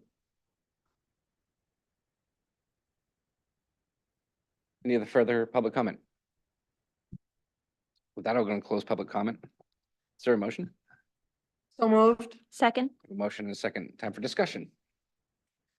Councilor Ham. Yeah, I know this is discussion, but I would just want to put it out there. I would like to make a motion to divide the question. And there was some discussion about this with several quarters. So I know procedurally I'm probably out of order, but I didn't want to miss the chance to mention that. Thank you. I'll just quickly ask for clarification on that. Is it in particular to one of the line items? Because there's a lot of line items, so I don't know. Yes, it is. It's So would you be better off at Pardon? making maybe a motion to amend? Yes. Okay. I'd like to make a motion to amend, if I may. Which portion? I would like to divide the question and suggest that the mooring fee. I'm sorry, I'm being advised that the vision would be appropriate, so. Division. If is. If the intent is to treat one or more items differently than the others, then to divide the question would be the proper motion. Third time's a charm. I would like to make a motion to, thanks, Tom. We've been talking a lot lately. I would like a motion to divide the question and to separate the mooring waitlist fee from the rest of this proposal. Thank you. Thank you. Is there a second? Second. I have a second. So I'm going to ask for procedural help here. Which portion do we take up first? The divided portion or the main portion? The divided portion? Yep. Thank you. So we'll be talking about the waitlist mooring fee first. Excellent. Councilor Hamel. Thank you very much. We have spent a lot of time talking about mooring fees and fees in general in the past year. I may have misstepped. Sorry? We're dividing the question, but this is discussion regarding dividing the question, discussion on the division. Right, we have to vote to divide. That's why I'm asking. We have to vote. Is there should be discussion on whether or not we divide, or is that correct? There can be, yes. Right. We want to vote on dividing the motion? No, we're in discussion regarding the division, whether or not we should. It's discussion around your motion and amended, and the second. So we're not into full discussion of the moorings portion yet. Thank you very much. Counselor Anderson. Can I ask a question? But between this coming here, will there be another coastal waters committee to get their input as part of this process before it comes to council for a second read? My understanding is that they're going to try to have, they are going to have a meeting, I think Tuesday. I'm looking at Darren because I spoke with him earlier on. Okay. To discuss just this item. Okay. And so we can have it back by. I mean, I would say if there's an opportunity for the full committee to weigh in, which sounds like they haven't had that opportunity, I'm fine keeping it as one motion for first read and would just ask in planning that we don't have the second read until that particular committee has had the opportunity to weigh in as a memo for our second reading. Any thoughts? Yes, Karen. Counselor. I guess my concern with John's recommendation is, I mean, this recommendation for the fee is coming directly from the clerk's office who is processing it. So I do feel like I worry that the coastals might not be able to speak to the processing of applications. And while I think they did a great job of the mooring fees, I want to trust the clerk and say, I guess I'm not sure what we would get from them because they don't know what the process is behind certified letters, how many you're doing, I think the day-to-day. And so while I completely understand it's confusing why this didn't come from coastals, I can see why it didn't, because this is actually just a processing fee. I do have further questions Hold on. about it. Mr. Chair, we need to vote on whether we're going to divide the question. Correct. But we can have discussion whether or not it's worth dividing the question, correct?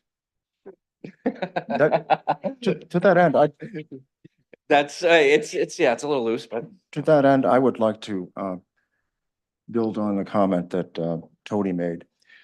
There was a regularly scheduled meeting last Tuesday for the Coastal Waters Committee. Mhm. This was not an agenda item for them.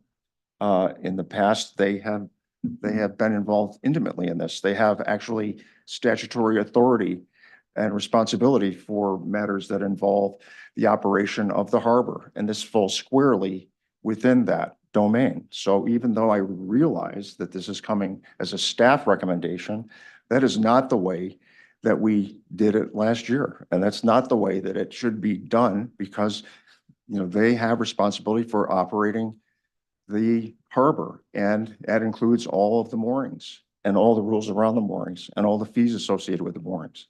So let's if- figure out if we're gonna divide this thing. Let's call the vote for dividing this question. All in favor of dividing the question? Show that as 4. All opposed? Show that as 3. 4-3. Okay, so the question is being divided. So now we are on to a discussion regarding the division, which is just the waitlist mooring fees. So Counselor Hamel, if you wanted to supplement some of your previous comments, that would be. Yes, I mean, this is not the only issue that we've consulted the Coastal Waters Committee on.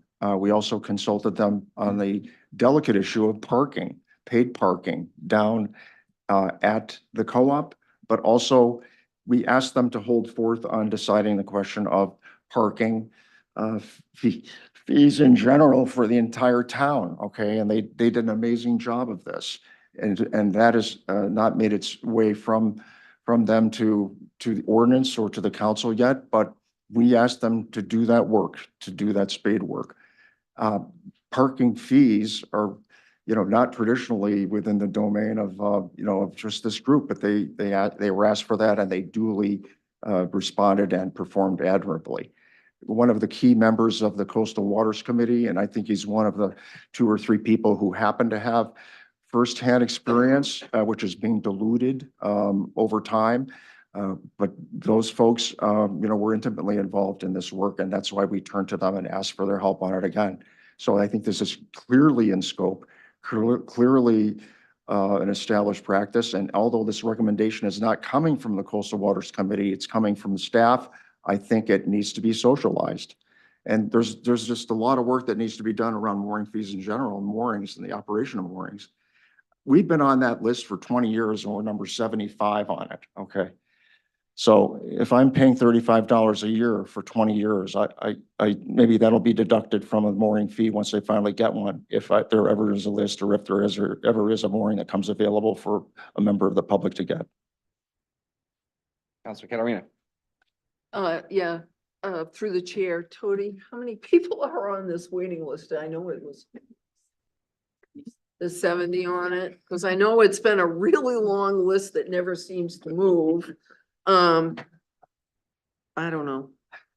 There are the communities that do charge a fee. I know that I'm aware of, and I guess what part of me is like, let's just abolish the list and start all over again. But anyway, I don't want to go down that road.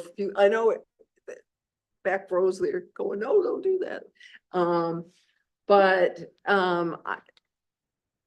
Is the preference given to Scarborough residents on this list? No. No. Well, it depends on the draft of a boat and the location it can go in. Right, well, yeah, that makes So, but sense. I We do have know such a that limited. commercial, we had the discussion the other day, commercial goes, are selected first. and then Yes. We go to the resident, we go back to so, we've had some people that have not wanted to put the boats in, Right. because they didn't like the location, or they just didn't have.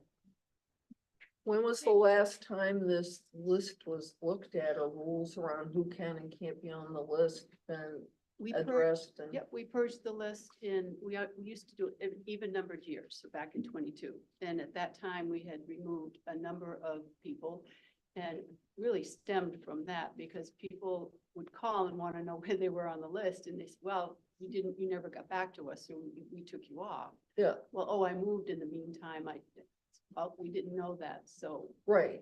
we put them back on the list, Okay. but they went back on the bottom of the list. So Because we're- I'm wondering if there's also something that needs to be addressed about what is the list, who can be on the list, and how the list works. I mean, I may be complicating things here, but I also get that the $35 fee, you know, if you pay the $35 fee, it will be applied as a credit towards your regular mooring permit fees.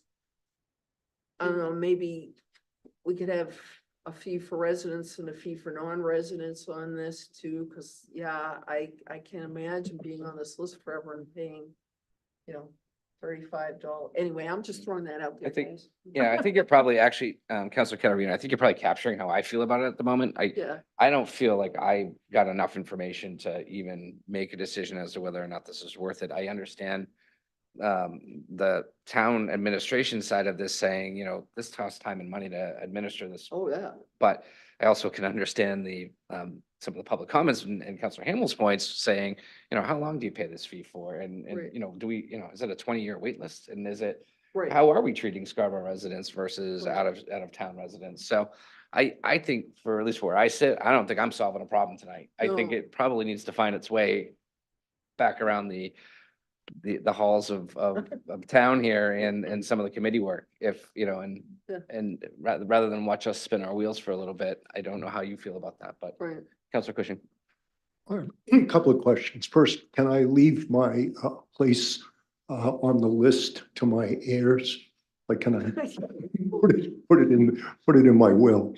To me, there are two questions here. One is a question of process. Right.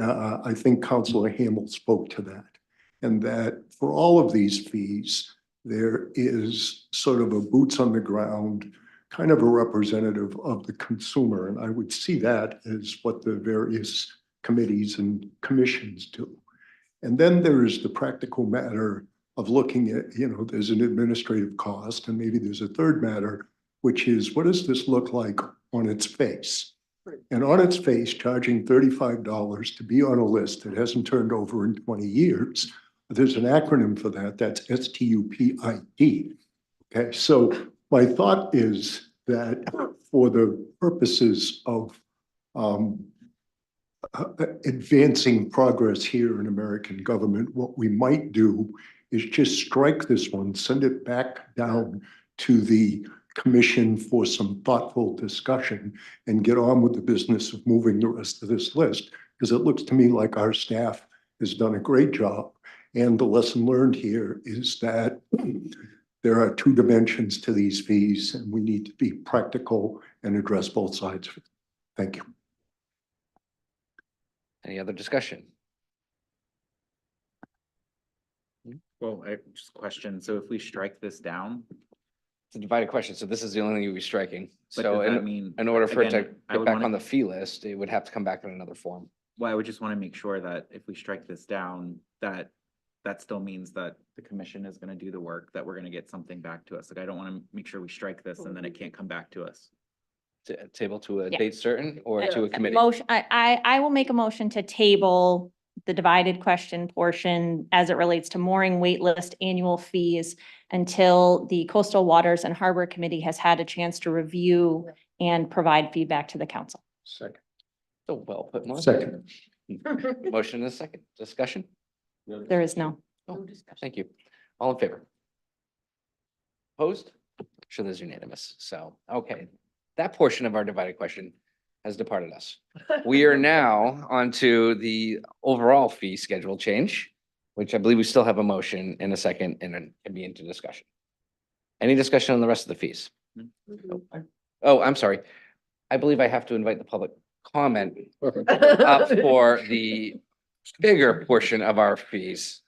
For everyone else that's at home rolling their eyes over process, we can have a beer and misery later tonight, okay? No other public comment? All right. And close public comment. All right, yes, I was Councilman. gonna say something nice. I was gonna say that the work that's been done with the rest of this has been detailed and thorough and would stand up to any scrutiny. So I think there was good foundation for it. And I know that's where this group spent 95 or maybe 98% of its time. So I'm good to go with this. Discussion? I Councilman. just had one small comment to make about this discussion, which was engendered by a resident comment who was of the opinion that this group doesn't listen. And I've heard that a lot from this podium, so I don't mean to single out the gentleman. But I do want to, at every opportunity, correct the impression that this group is not paying attention to what the public does. And I think that the test of that is when you come to this podium and you raise a legitimate issue, you'll find that people are listening and people are responding. Thank you. Thank you, Councilor Cushing. Seeing no further other discussion, I will call the vote. All in favor? Opposed? So that is unanimous. Thank you very much. All right, next item this evening is order number 24-028, first reading and schedule a public hearing and second reading on the new request for a cannabis establishment license from Sola Edibles DBA Dose Maine LLC located at 71 Pleasant Hill Road, Unit C for a medical cannabis products manufacturing facility, and Sola Edibles DBA Solift LLC located at 71 Pleasant Hill Road, Unit C for an adult cannabis products manufacturing facility. Liam. I think all the details were in the motion. I do know, I'm not aware of any concerns from staff currently. Just a note, this is replacing fairly longstanding licensee that vacated the space. So this is has been historically a licensed place for manufacturing operations in town. Thank you. And we do have an opportunity for public comment. For anyone that'd like to speak, please approach the podium. Get 3 minutes and please be respectful. Nina McKee to 309 Flat Point Road. I just have a few questions before this discussion. No, number one, I'm not sure what manufacturing means. Does that mean that they grow it there? Or does that mean that they actually process? And if they process, what about the odor? And then also, I think there was some sort of a moratorium on some of these things. And I wondered about whether that will fit into this discussion. And also, is there any way that there's any illegal distribution of the pot that comes out of the manufacturing could go to some illegal things that are in the state? I don't know, just throwing that in there. But I just wondered about the moratorium and whether the odor, whether that would be a problem. Thank you. Thank you, Ms. McKee.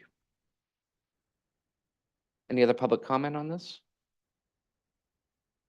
Anyone online, Liam? All right, I'm going to close public comment to Ms. McKee's questions. Cultivation is where you grow the marijuana, and that seems to be the cause of most of the odor complaints in the community. The manufacturing could be something like making edibles, brownies, cookies, gummies. It's more of a process of taking either probably an oil or a product, cannabis byproduct, and turning it into a food or some manufactured product. So that is, as far as we are aware, has not been a cause of any odor complaints in the community. So this application is for a manufacturing facility, which is not the growing type. So there's no actual growth going on in there. The moratorium, thank you. The moratorium applies townwide and is to cultivation. And that's the growing. So manufacturing where you produce an edible or something is not been banned in Scarborough. Hopefully that helps. Okay, is there a motion? So moved. Second? Discussion? Yes, Councilor Hammond. Thank you. This is a question, a couple questions for Assistant Town Manager Liam Gallagher. Liam, can you confirm, are there any cultivation operations at this Pleasant Hill facility? At 71 Pleasant Hill, there are no licensed cultivation operations, no. So I have a follow-up question. Isn't it true that we have had complaints about odor in the vicinity of this location? We have had odor complaints on what we've characterized as the Pleasant Hill corridor, but it's further down. I couldn't give you an exact distance, but substantially further down, and that's in relationship to two other licensed cultivation facilities that immediately abut a residential neighborhood. And a final question, isn't it true that we have not been able to verify if manufacturing facilities emit odor? I feel like I'm on the stand. Sorry. It's okay. Again, I would maintain that staff does not feel that any of the odor complaints we've received to date have been attributable to a licensed manufacturing facility.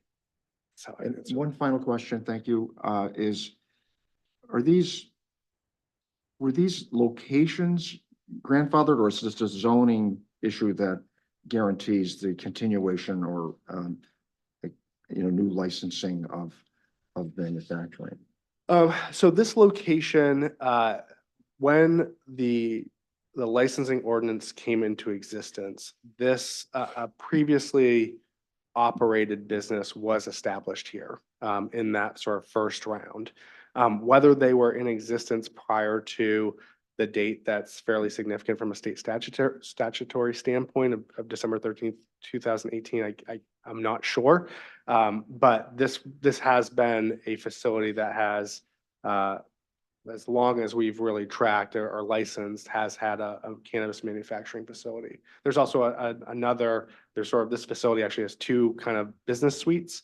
There's also a manufacturing operation in the other side, which has been in continuous operation as well. So this is an approved use because of the facility, not, it's not being approved because of any grandfathering of the operation. It's currently an approved use per our zoning. Okay, thank you. Regardless of prior use, this application comes for you, stands on its own because of its permitted use at that location. Thank you, thanks. Any other discussion? Seeing none, I'll close discussion. All in favor? Opposed? Show that it's 6-1. Order number 24-29, act on the request to formally accept the traffic calming policy as presented. Chief Holmquist, welcome.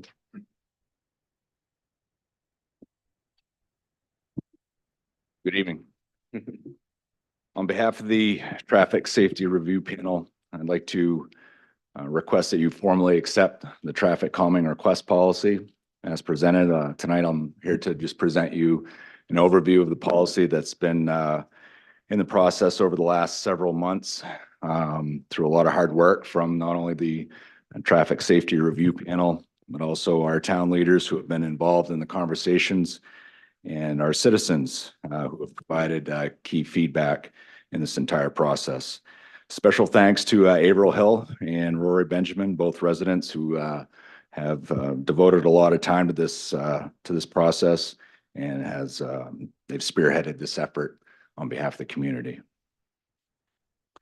The traffic calming policy recognizes the commitment by the town of Scarborough to promote safe and efficient movement of all modes of transportation throughout our community.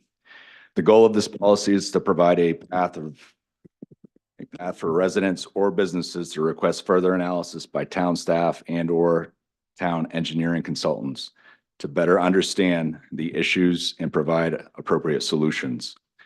The proper evaluation of each individual situation will provide an explanation of why no action is necessary or a recommendation for appropriate methods to be employed to encourage responsible usage of the roadway system. A combination of methods may be warranted depending on the situation. The general hierarchy would begin with a minimal approach of education and enforcement and expand progressively to a more intensive approach, including engineering, design, and construction. Traffic calming and control devices need to balance the effects of the installation with the impact on the users, environment, public safety, and the community benefit. The Traffic Safety Review Panel should safeguard against the consequences if the device is improperly used and can cause unintended consequences of a less safe corridor. The physical impact, if this measure is approved, a new budget line will be presented for council consideration in the FY25 budget under the Public Works Department, under their operations budget. Additional impacts may be seen in the existing operational line items under the police department as well as the engineering department. And with that, I'll take your questions. Thank you, Chief. Appreciate it. We have an opportunity, if you can hang on for public comment, and then we'll bring you back up. Thank you. We have opportunity for public comment. Anyone online or in the room that would like to speak on this topic? Liam. I just want to make a note that Jennifer Ladd, who is the chair of the Transportation Committee, was the resident who wished to make public comment.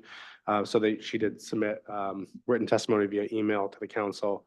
And it says the Transportation Committee endorses the policy and is supportive of having this kind of document so clearly laid out. In conjunction with helpful input by several members of the public, we are looking forward to working with a variety of town staff on topics of traffic calming in the future. And thank you for taking up the matter. Thank you. Appreciate that, Liam. And if Ms. Ladd, if you're still on, we appreciate you taking the time to send us that. Any other members of the public that wanted to speak on this? All right, Chief, you back up. We're gonna close public comment. Is there a motion? So move. Second. A motion and a second. Discussion or questions for the chief? Yes, Councilor Anderson. Yeah, I just want to thank the chief and all the members of the committee that have worked diligently over months to get this policy to this point. I attended the public forum that you guys hosted, and it's things like that that make me really proud to be a Scarborough resident, to see we have such dedicated staff willing to sit, get input, make changes, make adjustments. And I think this policy is really a true collaboration between our government officials, who we're so lucky to have, and residents who have had a very big concern and interest in this. And so I was also lucky enough, because I sat on some of the Maple Ave meetings, just to see that collaboration happen, which I know happens everywhere across town that we probably aren't always exposed to, because the staff, that's what they do, right? We forget that sometimes, that staff is always out there meeting with residents and talking with them and working with them and coming to solutions with them. And what we get is kind of that end product sometimes. And so being able to like peek a little bit behind the curtain and be a part of that was a great experience. But again, I just think the work you've done, and even when you shared the choices you made, it's just a very objective approach that we, in a situation that we know can be quite emotional for people when it comes to safety, because safety itself is somewhat subjective. And so trying to find a way to kind of make good choices that make sense in terms of not only what needs to be done to improve safety, but that the right improvements happen that really address the core issues. And so just want to commend Angela, Doug, Chief Kindlein, Chief Holmquist again for just providing excellent service to our community on this work. So I really appreciate it. Thank you. Thank you, Councilor Anderson. Councilor Hamel. Yeah, I'd like to second what Counselor Anderson just said. I think this is a really great piece of work. But I want to draw additional attention to Angela Blanchard, who's been incredibly steady at the helm on this stuff, which, you know, reminding us of the fact that, well, you know, you do have the state involved and the DOT has an interest in this and a few other small points like that. So thank you for that. And also Jim Pritchard, you know, Jim was part of this group along with Averill and Rory. The only thing I'd say is at times this process was a headbanger. I mean, it was like a bad carnival ride at times, and it shouldn't be this hard. So I congratulate everybody on, you know, the hard-won victory, and there's something for everybody to be proud of. But we should work hard to make it easier. That kind of personal commitment and sacrifice. And I know there were several times people were absolutely despondent about whether or not to drop the whole thing or to keep pressing, but it's a testimony to perseverance, and I appreciate everybody on that. Thank you. Councilor Katarina. Yeah, I mean, ditto. But I also wanted to add that I know way back at the beginning, I was happy to see the neighborhood, you know, get together and make a plan and have meetings. And to me, this is an example of how we can work together to get things done. So kudos to everybody. I know it was a hard slog sometimes and it wasn't always smooth, but that's the way the sausage is made, I guess, to use the old term. But thank you to everyone who did the work. So thanks. Thank you. Councilor Cushing. I sat through one of those meetings with Councilor McGee for 3 hours. I don't know how long I made it, Chief, but most of it. And what impressed me was that that conversation was heated. There was a lot of give and take, back and forth. That present at that meeting were our Public Works Director, Fire Chief, Chief of Police, our city engineer, and then our citizens who patiently worked hard, along with the patience of residents in that room. And that meeting to me characterized this process. And I think yeah, it is hard. I too wish it could be easier, but sometimes good outcomes are the result of hard work. And so I also want to commend you. And I also want to recognize Mr. Pritchard, who's been here through this entire process and is a wonderful example of citizen engagement, who was part of shepherding this thing through. Thank you. Thank you. No, just a quick round of applause. No, no. Yeah, I think we've all covered it, but well done. Thank you to all of the staff involved, all of the community members involved. We do appreciate it. Fun to see citizen government working. All in favor? Opposed? So that is unanimous. Thank you. Order number 24-030, an act on the request to accept the Maine Nature Conservation Grant in the amount of $1.59 million and enter into a memorandum of understanding with Cape Elizabeth regarding Sawyer Street and authorize the town manager to sign any and all documents. Hi, Jamie. Welcome. Good evening. Jamie Fitch, Sustainability Manager. So this item is a follow-up to the joint workshop with Cape Elizabeth that was held at the beginning of February, where we discussed the flooding issues that are happening on Sawyer Street and introduced the grant that was awarded to the town of Cape Elizabeth that we jointly partnered on with them. One of the outcomes of that workshop was a request to enter into a memorandum of understanding with Cape Elizabeth just outlining that we would jointly administer that project with them and move forward with the grant that will require removal of Sawyer Street from Spurwink Marsh. Thank you. Appreciate it. We do have opportunity for public comment. Does anyone like to speak on this topic? Please approach the podium. All set. All right, I'm gonna close public comment. Is there a motion? So moved. Second? Got a motion and a second discussion. I'll just start by saying thank you, for calling that workshop and the work that's gone into this. I know a lot of people have been involved and this is, kind of a sensitive area, but it is nice to see two communities cooperating to do what ultimately would be the best for the environment and the community. So that's my only thought in discussion. Council Hamel. I had to chuckle at this one a little bit, because even on something like this where you're accepting a grant of $100,000 or whatever, it's like looking a gift horse in the mouth. One person wanted to keep the road open and the other person said, we should just, forget about it and leave it. So thankfully we landed someplace in the middle, with money to do it. So, thank you. Council Cushing. I think this is a great idea. I'm going to vote for it.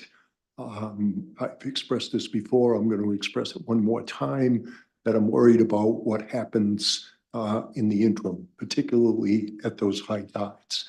And I think that it would be terrible if while we were planning and trying to figure out how to save the marsh and so forth, that somebody got hurt there. So I really do wish that people would take into consideration anticipating when that road's going to be underwater and closing it during those times, which in your best judgment would warrant it and keep people from being tempted to sort of take the ride across. Thank you. Mr. Chair. Council Catarina. Yeah, and along those lines, as I recall now, that sparked my memory, the trucks, if we could get trucks not allowed to go through there, because if you remember the culvert that they're gonna eventually take out, if there's weight and whatever on it, it's gonna crush it. And I wouldn't want to see anything happen prematurely before we're able to do what we're supposed to be doing there. So I'd just like to throw that out as a thought for staff and people working on this. Any further discussion? All right, all in favor? Opposed? So that is unanimous. Thank you very much. All right. Next item tonight is order number 24-031, act to the request to amend the charge for the school building committee, phase 1 that was approved on January 17th, 2024. I'll tackle this one. Tom and me had mentioned in the manager's report that the school building committee has been meeting, ad hoc committee.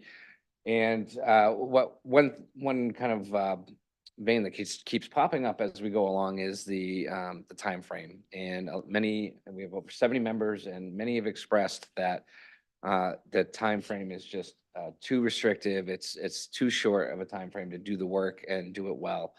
And I think we wanted to be receptive to it. I did have, just so you're, full disclosure, I did have a conversation with the school board chair on this item. And she thought the request was reasonable. The timeframes here buys that committee almost an extra month to do some additional work and review before they make a recommendation. And also, this timeframe would also allow for hopefully the report to be into us prior to summer season starting and vacation season starting for many people. So the timing seems to make sense. If we move this tonight, we would, ask the school board to, again, which believe would have the support to follow suit. So that's the recommendation. We do have an opportunity for public comment on this. Seeing none, I'm going to close public comment. Is there a motion? So moved. Second? Motion and a second discussion. Yes, Council Catarina. Makes perfect sense to me. Well said. You did a great job teeing it up. It's not that we necessarily think that the committee needs the time, but just because there have been concerns about specifically really producing the report. I think that this makes sense, and we backed it up from a date that you know, made sense for the council and the school board in terms of our meeting schedule, so. Okay, with no further discussion, all in favor? Opposed? Show that is unanimous. Thank you very much. We're into non-action items, which I don't believe we have any this evening. Standing and special committee reports. I'd like to combine that with council member comments if we're all okay with that. So fire away, Councilor Anderson. Yep, so at our last finance committee meeting, we reviewed for the second time the fiscal model that Karen Martin has put together to help us make decisions around major developments that might be happening. And so again, I just want to say that it was, you know, great to see the hard work that Karen put in. She answered a lot of tough questions. I think the finance committee did a good job trying to put that through its ringer. One of the things that we didn't get to that she had prepared was actually applying it to the down so that we could see how this model works with an actual example. So that's something that the committee might look into further, or even the council might be interested in a workshop in the future of potentially looking at the model, looking at the downs, and having that conversation as a broader group. Again, I'm just so amazed at Karen Martin and the resource we have with her, and her knowledge, and of course the finance team for working with her as well to get a model in place that can help us make decisions. I will say there was a lot of good conversation at the committee where the model is one input into decision making as it relates to fiscal impact. And I know Councilor Shoup and I were both kind of saying, well, that's important and we need to know that. But once we understand that there's investments that we're assuming are going to happen, we need investment plans to go along with it that we can make sure we commit to through the budget process so that we actually are addressing and investing appropriately so that we're mitigating any actual impact. So I just, again, want to commend that work, and I would encourage you guys, if you're interested, to watch the finance committee meeting and see the details or look at the packet. It's all in there. As we've talked about, the big thing coming up is budget. And so, you know, the chair and Tom and the board have agreed to do a joint workshop on April 3rd after we've done the presentation of the budget to both the council and the school board on the 27th next week. Really, again, as I said earlier, the intent there is, you know, we all know that there's unique circumstances, as Tom outlined. Even the school has unique circumstances. You know, I think it's important that, you know, we all come together in that first workshop and really kind of have an open and honest conversation about where we think we need to go. Especially, I think it would be helpful to get, you know, general sentiment and reactions from all counselors so that it can guide the committee work that's going to happen subsequently. So we will be meeting with staff, where they'll be presenting their different department budgets on April 11th and 12th. And then the finance committee will be meeting weekly thereafter to make adjustments and work with Tom and Norm to make sure that we're making the right changes. We will have opportunities for roundtables on April 20th, the 22nd, and 24th. I did put holds on calendars for you guys. So again, I'm just looking to make sure we have at least one counselor, one school board member in attendance at each of these. Some of these follow regularly scheduled finance committee meetings, so we'll be covered in some ways. But again, if you have time, there'll only be an hour. If people don't show up, which historically has been the case, you know, we will end early. But, you know, again, my hope is people will come out a little bit more this year to share where they think they would like to direct some decisions by the council. I anticipate more of these questions will actually be about reval. Like, that's what I assume we'll be probably dealing with reval questions at these. And speaking of that, on April 17th, as was shared, we'll have a revaluation workshop where Nick will actually be able to bring a much more accurate impact of what we can anticipate. And again, that's going to be super helpful to inform decision-making once we know what that actual impact looks like. And that may be a factor that may influence recommendations that the council may want to direct the committee to further explore. Again, I will say what I said before about how in normal budget cycles, as you guys can recall, we always have kind of an estimate on valuation at the very beginning. That changes by second read because of the work that the assessor has to do in that time period. And then that changes again in August when he does his final assessment. So again, we are always working under some assumptions as we work through the budget. It's never perfect information. What I will say about this year, though, that is unique is that I think what we're going to get on April 17th is actually probably going to be more accurate earlier than we would have in a standard year. And so we really will have the most up-to-date information than at least my experience in the 3 budget years in terms of what we anticipate the valuation to be.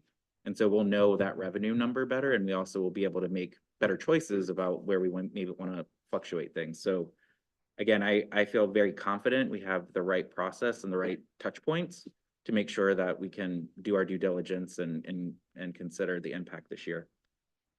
At the school budget meetings that happened yesterday and on Monday, for those of you that didn't attend, again, like Tom mentioned, with wages and inflation, that's a real issue on their side as well. And they're also renegotiating 3 contracts. It's not the big teacher contract, but there are certain services that they're having to renegotiate this year. There's also a major influx of kindergartners that are on IEPs that they need to provide additional FTE for special services. So that's going to be a big driver that we'll see. Some of my other takeaways was the COVID effect for social and emotional learning is still at play and likely will be at play for a few more years for a lot of those kids that, were 2 years old while everyone was wearing masks and couldn't learn how to understand facial expressions. And so there's still this like lingering issue that they're experiencing with students that need extra support. The facilities challenges, we were just talking about the school building. While there's not much I saw in the budget or in the conversations around addressing that at this point, it's definitely a pervasive issue that for me, hearing again from all of the different teachers in K-2 and the middle school, like this is a real problem that needs to really get addressed. Not to put more pressure on the committee, but like even some of the choices we're having to make financially are a result of having multiple schools and having to service multiple schools. And so that's just going to continue to put pressure on the budget as we go forward without a solution in place.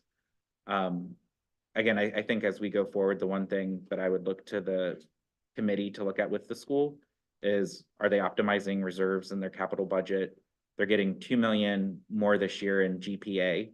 So while they have needs that they would like to spend that on, the question I think we should be asking is how much of that do we want to go back to taxpayers?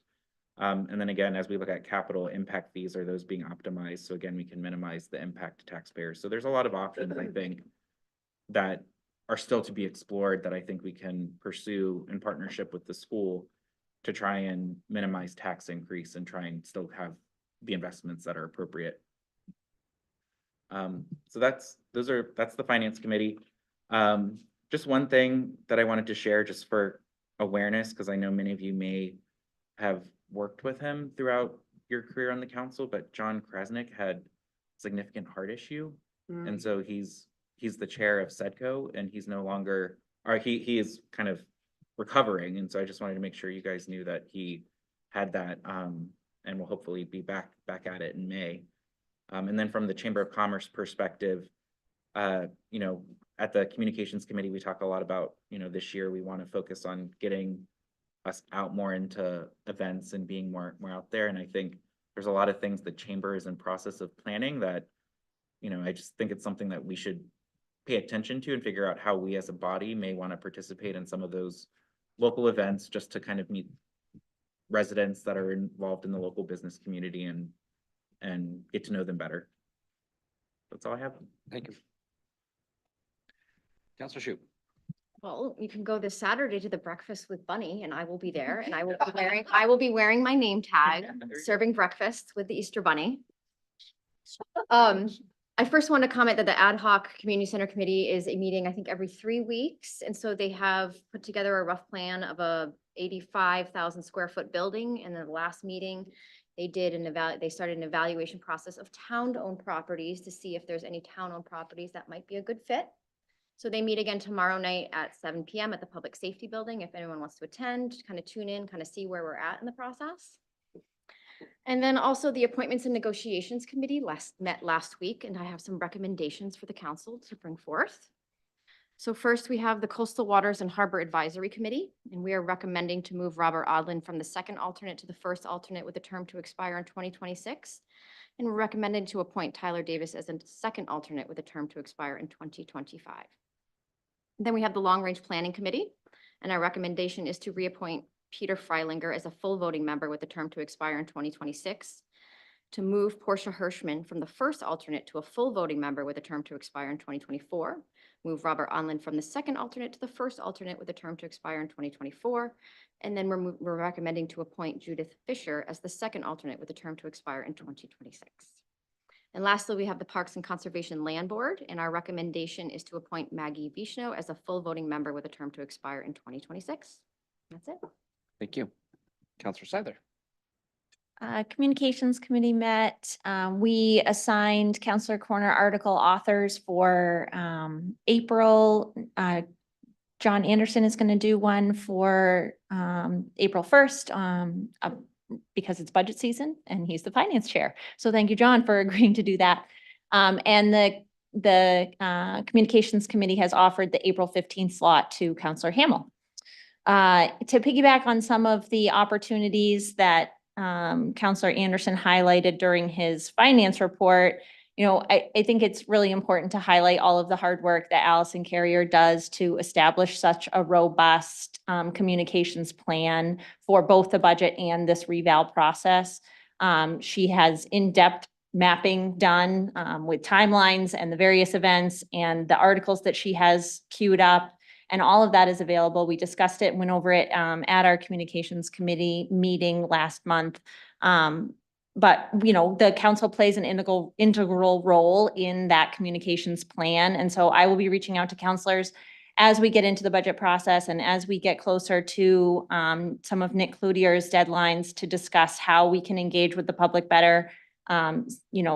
Informational videos, promotional videos to highlight some of the engagement opportunities we have is one of the things that has been really successful in the past, and our numbers on the website will, verify that and back that up. And so that's definitely something that I will be reaching out to individual counselors to see what your availability and interest is to help make some of those videos and make yourself available to attend roundtables and to potentially be at the next Counselor Corner and things like that. So lots of exciting engagement opportunities coming up from the Communications Committee. The School Building Committee we've been over meets on Monday nights at the Public Safety Building at 6 p.m. This coming Monday, we will hopefully be ready to launch our subcommittees and really get that committee, the larger committee, broken into its subcommittee groups to dive into some of the exciting work that they are like chomping at the bit to do. And so again, just grateful for all those volunteers that are willing to meet with us every single Monday and be part of that process. And then lastly, staff has organized a vulnerability work group, which Tom alluded to in the town manager's report. And they have they've selected relevant members of our community and staff to be on that. They approached council leadership with a request to have a council liaison to that work group. And I happily volunteered to be the liaison to that. So as that work group begins its work, I'll be able to report back to the council on the work that they're doing.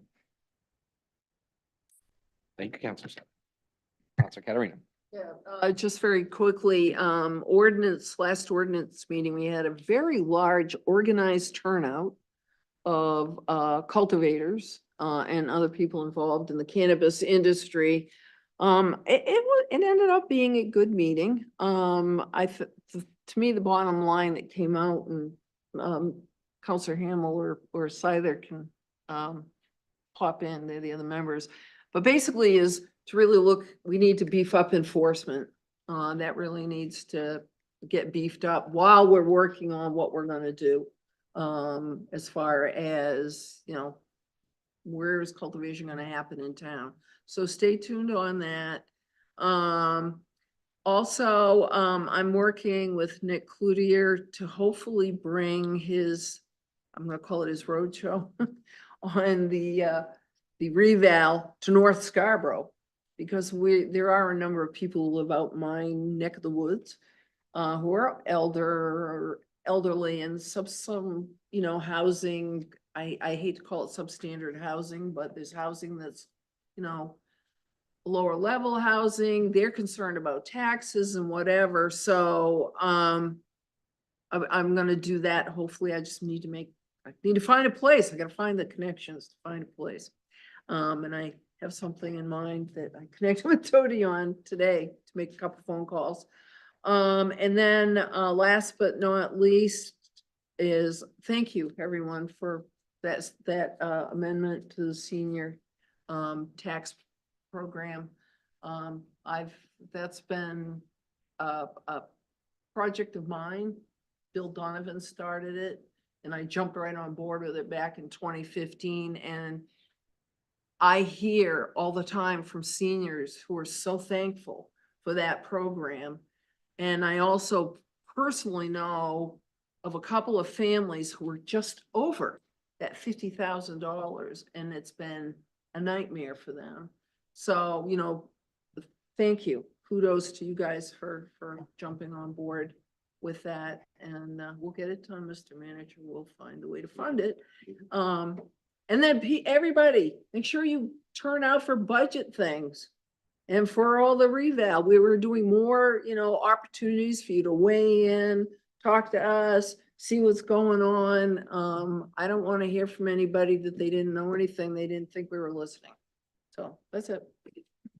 Thank you, Councilor Caterina. Councilor Hamel. Yeah, I'd like to take a moment to thank my fellow counselors for the discussion we had about the mooring fees and, you know, it was wide ranging, but I really, I think given the opportunity for us to work through things like that, talk through them and to rely on, you know, groups that have some expertise with it makes a lot of sense. So I appreciate everyone's flexibility and apologies for, you know, last minute dividing the question, which was very illuminating. It was a learning experience. Yeah, it's just, I mean, believe me, I'm the alpha test for all this stuff, so not the beta test. The other thing I wanted just to make an appeal, as we go through our process of staffing, positions, there are key areas where we're going to need to be very watchful and mindful of having a core of experience. I know we're trying to balance that with giving people opportunities to join committees who may have not had that before. But in some of our key committees that have commission responsibilities, you know, have regulatory obligations like coastal waters, like shellfish, it's going to be a challenge to try to keep at least half of them who have firsthand experience with the business. So I would just ask for us to keep that in mind as a council. And finally, I want to thank April for finally letting me do a Council Corner article, and for her actually for foresight and assigning it to me over vacation. I'm going to be out of the country from Tuesday until April 10th. So there's long plane rides involved, so I'll have ample opportunity to do it. So I'll hit the deadline this time. Thank you. Any other? Councilor Anderson. So I just, you know, we're talking a lot about volunteers and I just want to share, Jean Marie and I were actually contacted by a resident who had suggested that, you know, the council consider ways to recognize our citizens who participate. Their particular recommendation was consider giving them free beach passes because of their volunteerism. Nice. I'm not suggesting that we actually want to do that, but I think it's worth maybe Interesting. appointments and negotiations, potential conversation of volunteer recognition. Like, is there something we can do? I know we do a lot of communications about the value of what they're doing, but again, it was just a good comment. And with Karen, you posting names today, us again, just recognizing the importance of our volunteers and, you know, being really good subject matter experts with the commission, Don, and, you know, even the transportation committee who helped a little bit on the traffic policy. Like, we have some really great people. So how do we keep them engaged and make sure that they want to stay involved? So just throwing that out, sharing that input we got, because I think it's a great idea. And we couldn't do what we do without all of the volunteers that are, you know, doing all this work to support us. Thank you. And for those at home, I guess I'll just say that you can see how hard everyone at this table works alongside the members of our community. And I, again, can't say thank you enough. All of you are doing huge heavy lifts, and it shows in the work that we do, I think has been quality. I think we care and we're spending the time doing it. So kudos to all of you. I have nothing further, so I would entertain a motion to adjourn. So moved. Second. All in favor? Thank you all. Have a great night.